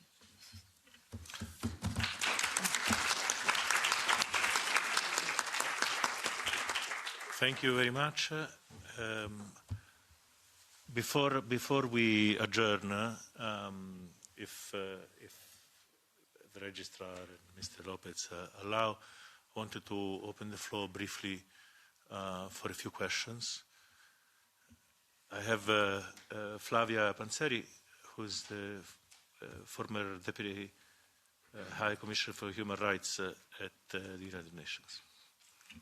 Thank you very much, Registrar. As Niccolo said, my name is Flavia Pansieri. I have had the privilege of serving as Deputy High Commissioner for Human Rights under Navi Pillay, who was a judge on your court, I'm sure you know, and under Zaid Ra'ad al-Hussein, who was one of the those who worked on the Rome Statute. There is a natural need and desire to cooperate between the human rights institutions and the court, not least because the presence that Human Rights Office had on the field provided some of the investigations and documentations on the basis of which the court could then pass judgments.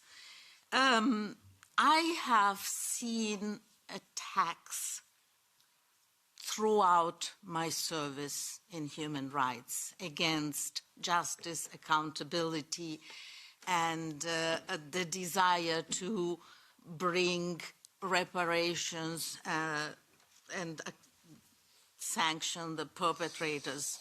What is striking now, as against a few years ago, is the virulence of these attacks, I would say almost coordination, and as Nicola mentioned, sometimes the attack comes from sides that we consider the friends rather than the opponents, so to speak, or anyhow the questionable parties. And one thing that I was thinking as you were speaking is one challenge that we seem to have at the international level is that the Charter of the United Nations starts with the word "we the peoples." But in reality, the decision in the UN, in the EU, and so on, are taken by we, the governments. And with all respect for the governments and the elected members of parliaments, not every country has a representative democracy. So we have to reasonably recognize that there may be cases where the countries that sit and take in those venues and takes those decisions are not necessarily the real expression of all the citizens that live in that country.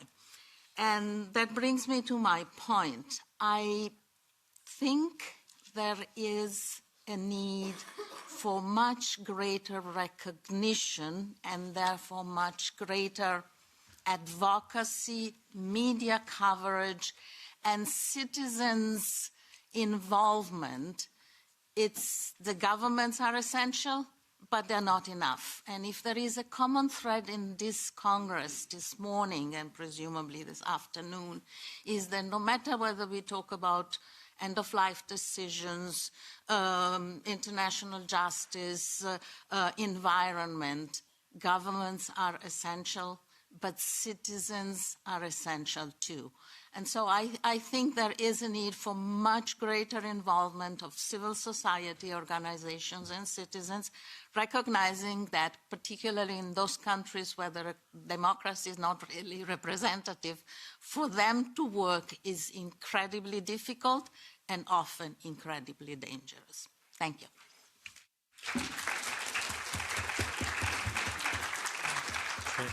Thank you, Flavia. We'll take a few more. I have Jana Proviti from Promote Ukraine. Thank you so much. So I represent and speak on behalf of a non-governmental organization called Promote Ukraine. It was created in Brussels after the Revolution of Dignity in 2015 to help Ukraine on its path of European integration. And actually, in 2023, we partner with Eumans to collect signatures on the streets of Brussels and supported their Ukraine Now campaign, for which I'm really grateful to them. And this is yet another very important initiative, very important discussion. No peace without justice. We fully stand behind this. We fully stand behind the ICC. The ICC has done incredible job in Ukraine. We have a lot of partner organizations, non-governmental organizations that have really benefited from the expertise and experience and the capacity building of the ICC, and also other experts that have worked for years with the ICC on the various war crimes. You can imagine that neither our law enforcement system nor our civil society and human rights organizations were fully prepared for the number of war crimes and atrocities and the scale of the work that they actually had to do after the full-scale invasion of Russia in 2022. So the work of the ICC, the support, the expertise of the international experts and other international human rights organizations has been really crucial, and it's very important for the EU to step up and continue supporting the work of this international body, because there is really no peace without justice, and a lot of millions of people in Ukraine are waiting for justice, and not only in Ukraine, in many other countries that were mentioned here today. People are waiting for justice, and they need justice. And only if we have functioning international bodies, only if we respect international rules, the sovereignty of the state, the territorial integrity, the human rights, can really we live in the world with peace, and the people and the victims of horrible war crimes receive justice. So this is my first message. The second very short message is that justice takes time. And that's very much understandable, especially in the international systems. But lives, bodies of people have been violated, houses, the wealth of families that acquired over generations have vanished in the course of nights, with shelling and bombs ruining their businesses, ruining their homes.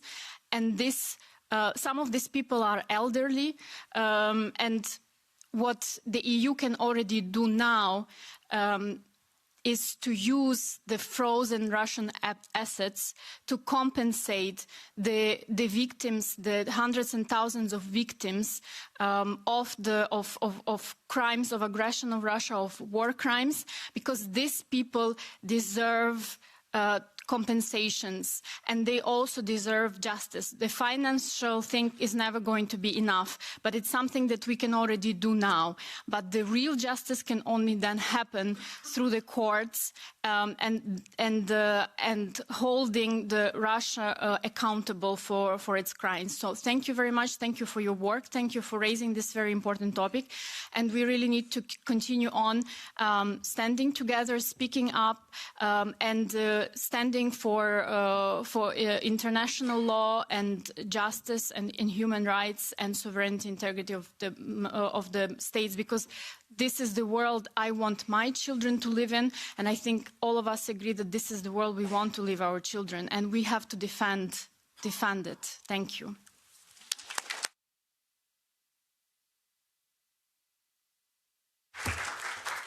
Thank you. I think we're probably already over time, but before we turn the microphone again to the registrar and Mr. Lopez for final remarks, I also have a question for the registrar. The US sanctions, the executive order, comes with an annex, and the annex designates the sanctioned people. For now, there's only one person who's been designated, who is the prosecutor of the ICC, Karim Khan. But there is a deadline for the administration to designate additional people within a few weeks of the order, and we're still waiting to see who will be also sanctioned, maybe even the registrar himself, for all we know, and maybe the entire membership of the staff members of the court. We simply don't know. In terms of the blocking statute, given the delay that has plagued this process, which is, in theory, simply a decision of the European Commission. It doesn't require the Council, it doesn't require the Parliament. It's something that the European Commission could have done on their own. Does it make sense to do it now? Would it make more sense to do it once more names are known? I mean, what is the timeline that you see as being the most useful? Voila. In addition to answering, of course, what the others, and maybe Mr. Lomets, you want to make a comment before the registrar, or you want to add anything for the?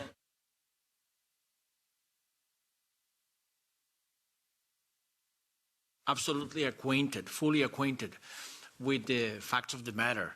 But just let me reassure you that we in the European Parliament, the pro-European majority in the European Parliament, facing all odds and challenges which are still there, obviously, we have done our share in order to secure that there will be no impunity of war crimes after the aggression by Putin's Russia against Ukraine. We have not only, first of all, activated the Temporary Protection Directive on the humanitarian side, but also we have fully committed ourselves to put in place active cooperation between Eurojust and Europol with the International Criminal Court when it comes to joint investigating teams and full cooperation with the prosecutor of International Court, Karim Khan, with which I interviewed in Den Haag with the occasion of my visiting to the seat of the International Criminal Court. And besides, we have, of course, activated and put in place not only a whole sequence of sanctions, the so-called sanctions packages, but also the confiscation of Russian assets to secure that they will fund Ukraine's reconstruction. And sanctioning oligarchs and putting to an end to the so-called golden visa programs.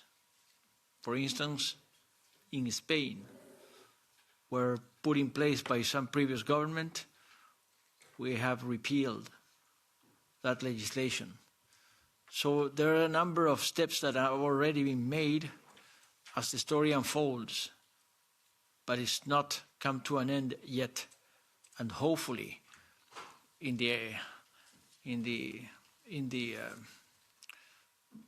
years to come, there will be no impunity of those war crimes. Thank you.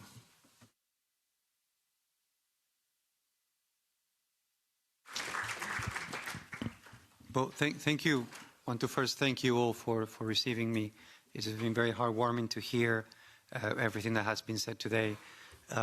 Ms. Pancheri, pleasure to meet you. I mean, we worked with the same people in the past, of course, so it's an honor to meet you.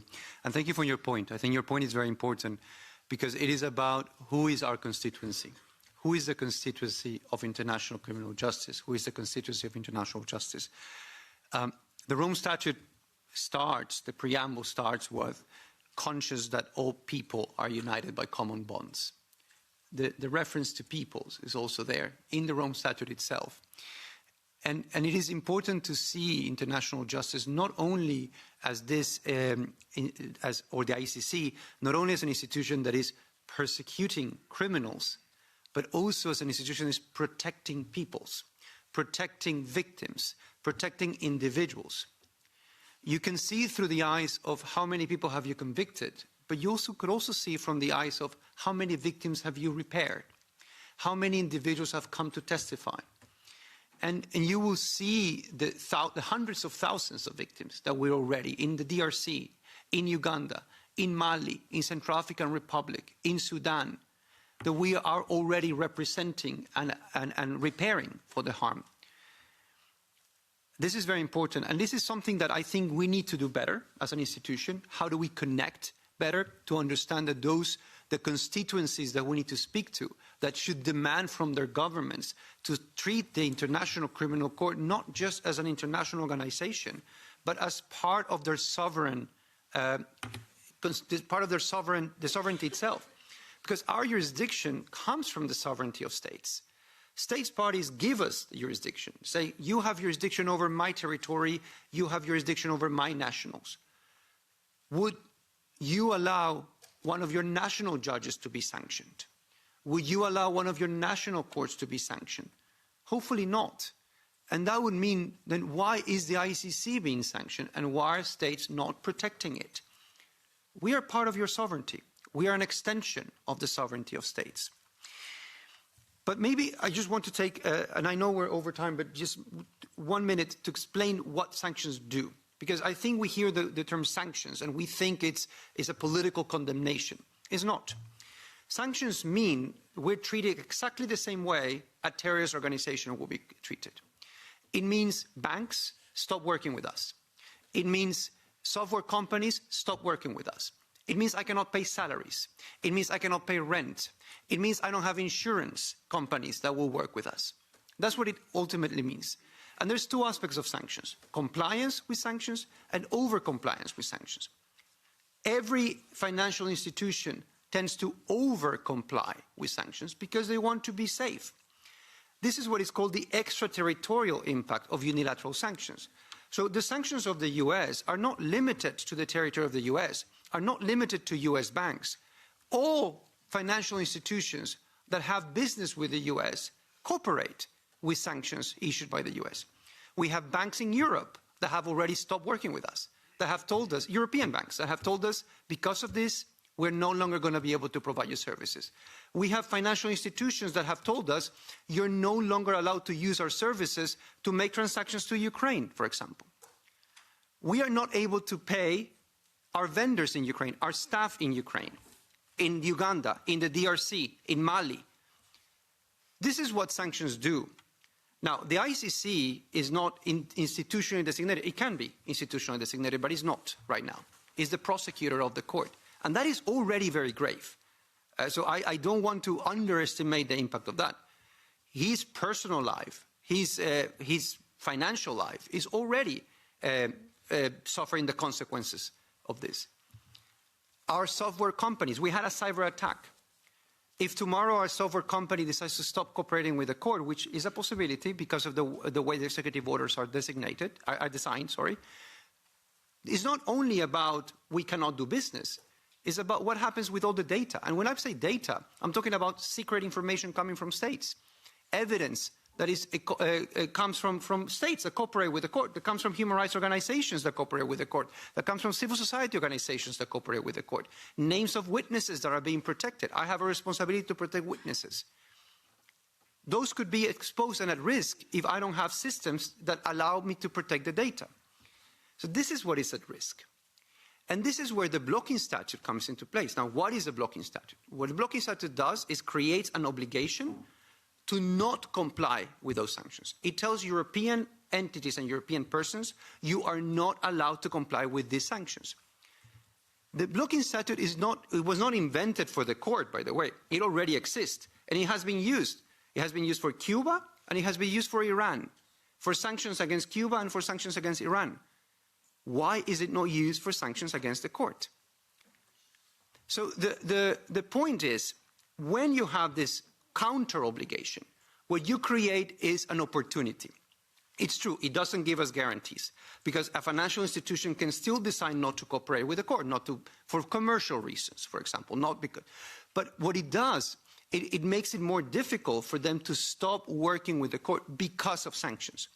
And right now, I can tell you that the European institutions, financial institutions that are not cooperating with the court are very clearly telling us, because of the sanctions, we're not cooperating with you. So this is what the blocking statute would avoid. And for that, it's very important that the blocking statute comes before designations are made. Because if it comes after designations are made, by the time designations are made, we lose already the financial institutions. They will go immediately. The moment we're in the OFAC list, the OFAC is the Office of Foreign Asset Control in the US, then they will automatically go. So in order to block the impact of sanctions, this needs to be in place beforehand. Now, I want to, of course, say I feel personally very privileged to be working at the court at this moment. It is a moment where I see international law being under attack, is a moment where I see our institutions being under attack. And by coincidence of the historical developments, I find myself in a position where I have the honor of serving this organization right now. And I feel privileged because I know that by fighting for the court, I'm fighting for a better world, and I'm fighting for justice in general. So anything you can do, just think about, is not about only helping the court. It's about helping the system that is also underpinned by international criminal justice. Human rights, international humanitarian law, territorial integrity, these are all values that are protected by the ICC. And that is why we need to preserve it. Thank you.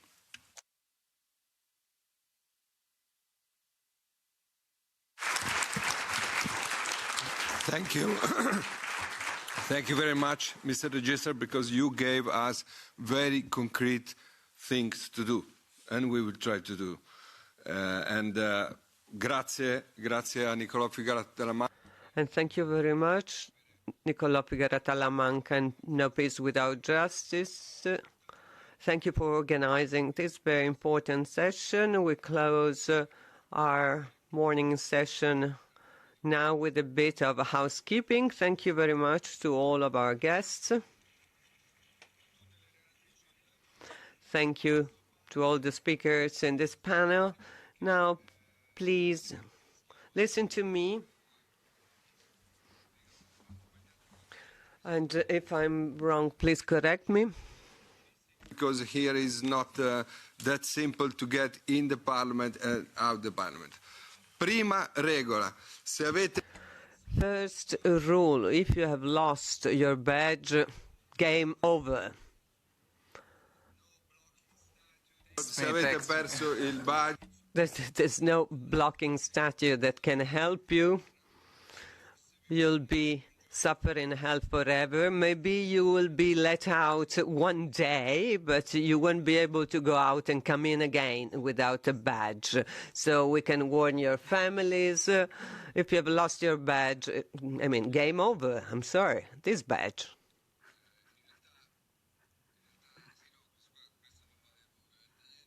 Now, this is just as a nice souvenir. I mean, the first badge you were given.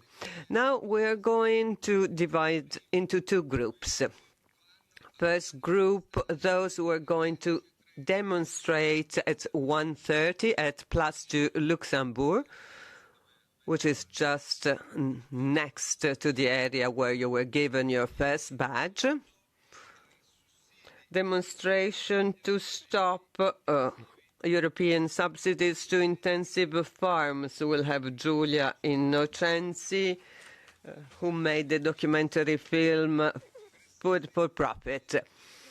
So for this group of participants, you have 30 minutes to have lunch, to have a sandwich first, or first, second course and a cake, and then at 1:30 demonstrate until 2:15.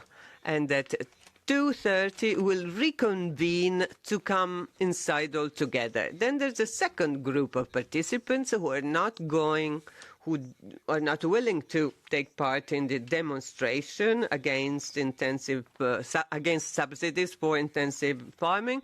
So this group can remain inside the European Parliament. Maybe you'll find a cafeteria. It's very difficult, so you'll be walking around the Parliament and you'll be lost. Anyway, the two groups of participants anyway at 2:55 will have to be back in this room, because at 3 o'clock, 3 o'clock sharp, we'll start our session on the movement for European citizens' initiatives.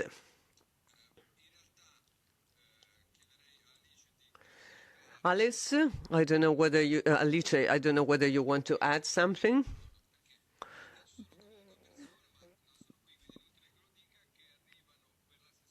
There are also people coming for the afternoon session. So they'll have to receive a badge and they'll meet at 2:30 with us. if you're not coming to the demonstration, of course, you can go out if you don't lose your badge.